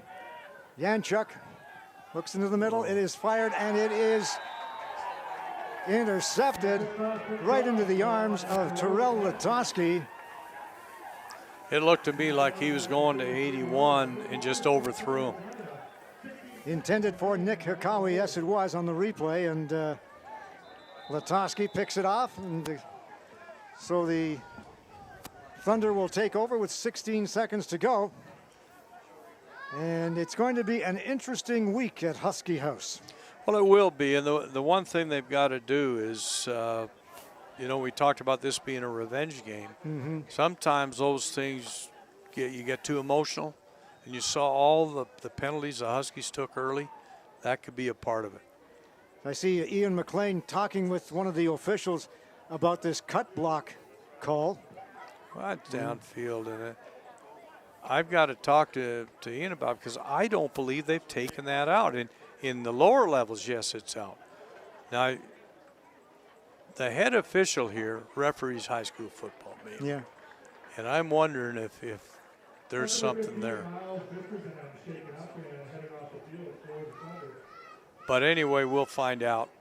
Usually the officials are right on those things, so they could very well have made that change in the rule. Once again, next Sunday in Regina. But I can guarantee you next week the Huskies are going to have to play much more disciplined football. There's If no they question. do that, they'll be fine. Tommy Yanchuk has really come into his own, and you know, the Thunder's going to play Thunder football. They're going to play the same type of things we saw today. The Huskies have the personnel to stop it defensively. They have the personnel to attack their defense offensively, but they have to be disciplined in what they do. So we'll see if they can do it.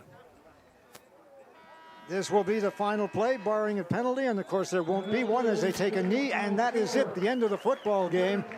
And the Regina Thunder come into the Huskies' house and come away with a 28-7 victory, and the second win of the season for the Regina Thunder, first loss of the season for the Edmonton Huskies, and this will set up that game, as we've talked about, next week, next Sunday, at Mosaic Stadium in Regina, and it should be one heck of a football game. I tell you what, though, I wouldn't want to be within earshot of Husky House over the next 4 or 5 days. Well, I think the biggest part that they've got to do, now they've had some injuries today, especially Veer. That's the one because of his long snapping responsibilities, and as well as he's played on defensive end. However, they have to go beyond that. And they've got to get to a position where they get in to play them, be upset, be angry, but be under control. And they've got to learn that. The coaches know it. It's getting the players to do it. And I think they will. Like I say, I really believe that Tommy Yanchuk came into his own today. I think he's did an admirable job, especially in the second half. He started right in the late fourth quarter, started using more receivers, which he's going to have to do. He's seeing the field better. So I think they can do it. The question is, can they? This league, Dave, is so competitive outside of right now the Calgary Colts, because the Wildcats are improving dramatically. And by the end of the year, they're going to be a very good ball club. So there's a lot of playing to go yet. It's going to be a fun year. It'll be interesting to see whether, I guess Scott McCauley is not going to give Kevin the wink. He's going to actually talk to him. So let's go downstairs, and here is Kevin. Well, I am with the victorious head coach of the Regina Thunder, Scott McCauley. Another big upset. Do you guys even want to go home right now? I mean, you guys do so well on the road. You've knocked off another giant. I mean, what did that second half last week do for your ball club?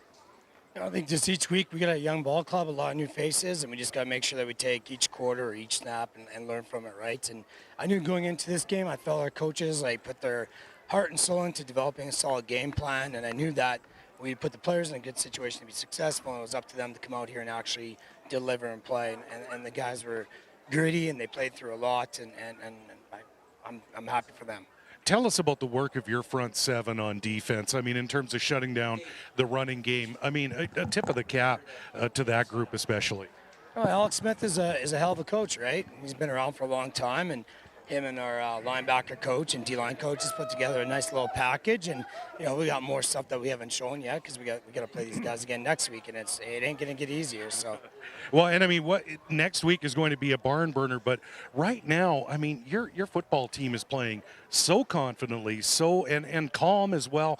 I mean, right now they're firing on all cylinders. You got to be very proud of all three phases of the game today. The one thing I think that what we've done is that we got guys in the locker room right now that want to be on the team and they want to play for each other. There's no distractions. It's just a bunch of good dudes that want to work hard. And I'm proud to be their coach, and I'm proud of the guys in each of them. And I guess going into next week, I mean, you see these guys again. It's a home and home. I mean, you've got a lot of history between these two clubs. You've got to be looking forward to that, especially playing in front of your home fans who must be very stoked right now. Yeah, I mean, we play the Edmonton Huskies again, and then we got the Saskatoon Hilltops, and our first 5 games of the year are not easy, right? And so our big thing is that we want to make sure that we put ourselves in a situation that we can have a home playoff game, or at least be in the riding for it. And again, young guys, we took another step forward, and just happy with the way things turned out. And you've got to be right now, you guys are the story of the PFC right now. I mean, no one wants to play you. You're the upset kings. This has got to be a lot of fun for your ball club. It's going to be a fun ride home. Yeah, I mean, last week we're not even ranked in the top 10, and this week we're our 10, right? Maybe we'll move up to 9. I don't know. I think you're going to be moving a little bit further ahead, further than 9. But congratulations to you. Congratulations to your leadership. Congratulations to the entire ball club, and good luck the rest of the way. All right, thanks a lot, guys. Thank you very much to Scott McCauley, the victorious head coach of the Regina Thunder, who have come into Clarke Stadium. And last week we talked about their victory over Winnipeg being the upset of the season. Well, this Regina Thunder club just set the bar higher once again, and they're going to be climbing the rankings of the PFC next week. So a lot on the table, and a great performance by the Thunder, and a very happy coach, Scott McCauley. Guys? Not sure the head coach of the Edmonton Huskies is going to be quite as cooperative as Scott McCauley was, Kevin. But John, take a look at the statistics and look at that offense. 553 yards in total offense. That's right. And you look at what was the Huskies. Mm-hmm. 331. That's right. And so you're talking a total difference of 200 yards. A lot of the offense that the Thunder had early was because the Husky offense stalled in that second quarter.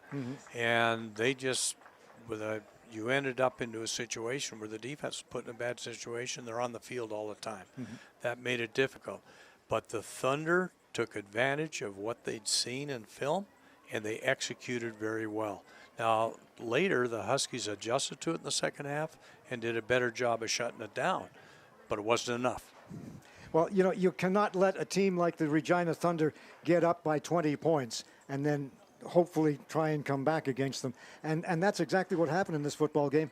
They let down early. They gave them some early points, and it was really all over from that point. Well, that's true. And I think the biggest thing is that the Huskies might have to start making adjustments earlier. Mm-hmm. They made good adjustments at halftime, but maybe they got to make them at quarter time. Mm-hmm. And as the coaches get to know their players better, especially in the area of their coverages, they might have to do that. Everything else seemed to work pretty well for them. Well, they've lost two of their long snappers, Brendan van der Korpet earlier in the season, and then today Alex Veer. Nicholas Ray is thrown into the breach, and he did an admirable job with what he had. I don't think he was a factor at all in this football game. Well, he might not have been. The biggest thing there is your kicker and your holder and your punter, and the kicker and the punter are the same guy. They have to be confident in him. Mm-hmm. And I think they were. You know, Nickel saves more long snappers more often than not if it's a bad snap. And it's and not just Ray, Veer happened to, and also Vanderkorp. So I think that he's going to do just fine. Mm-hmm. They hope that they get Veer back. We'll have to wait and see. But I suspect from what we saw the way he went off, he will not be back for the next game. All right, we're waiting for the head coach of the Edmonton Huskies, Ian McLean, to come along, but I guess he won't be.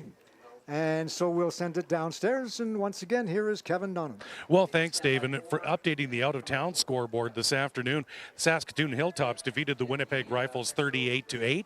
Last night in Calgary, boy, it's going to be a long autumn in Calgary this year. The Edmonton Wildcats, with their first victory of the season, 48-0 over the Calgary Colts. And, of course, with this game today, the landscape of the Prairie Football Conference is changing. As our coach, John Belmont, says that the Prairie Football Conference is a lot like the weather in Alberta. If you wait 5 minutes, it's going to change. And things are tightening up throughout this league, and we're in for some great football action as this season rolls along. And that concludes our ICU video procast of this afternoon's matchup between the Regina Thunder and the Edmonton Huskies. On behalf of executive producer Rob Zitlaw, we'd like to thank our entire broadcast crew, the hardest working crew in cyberspace, for bringing you today's ICU video procast. Our next procast of PFC football will feature the Edmonton Wildcats hosting the Winnipeg Rifles. That's here at Clarke Stadium on Saturday, September 15th, kickoff at 7 o'clock. The Huskies are back on our ICU video procast on Sunday, September 23rd, with a matchup here versus the Winnipeg Rifles at 1 p.m. We want to thank you, the football fans of the PFC, for joining us here on our ICU video procast. I'm Kevin Donnan. The final score from Clarke Stadium: the Regina Thunder do it again with another big upset. That final score, the 28-17 over the Edmonton Huskies. Have a pleasant afternoon from Clarke Stadium.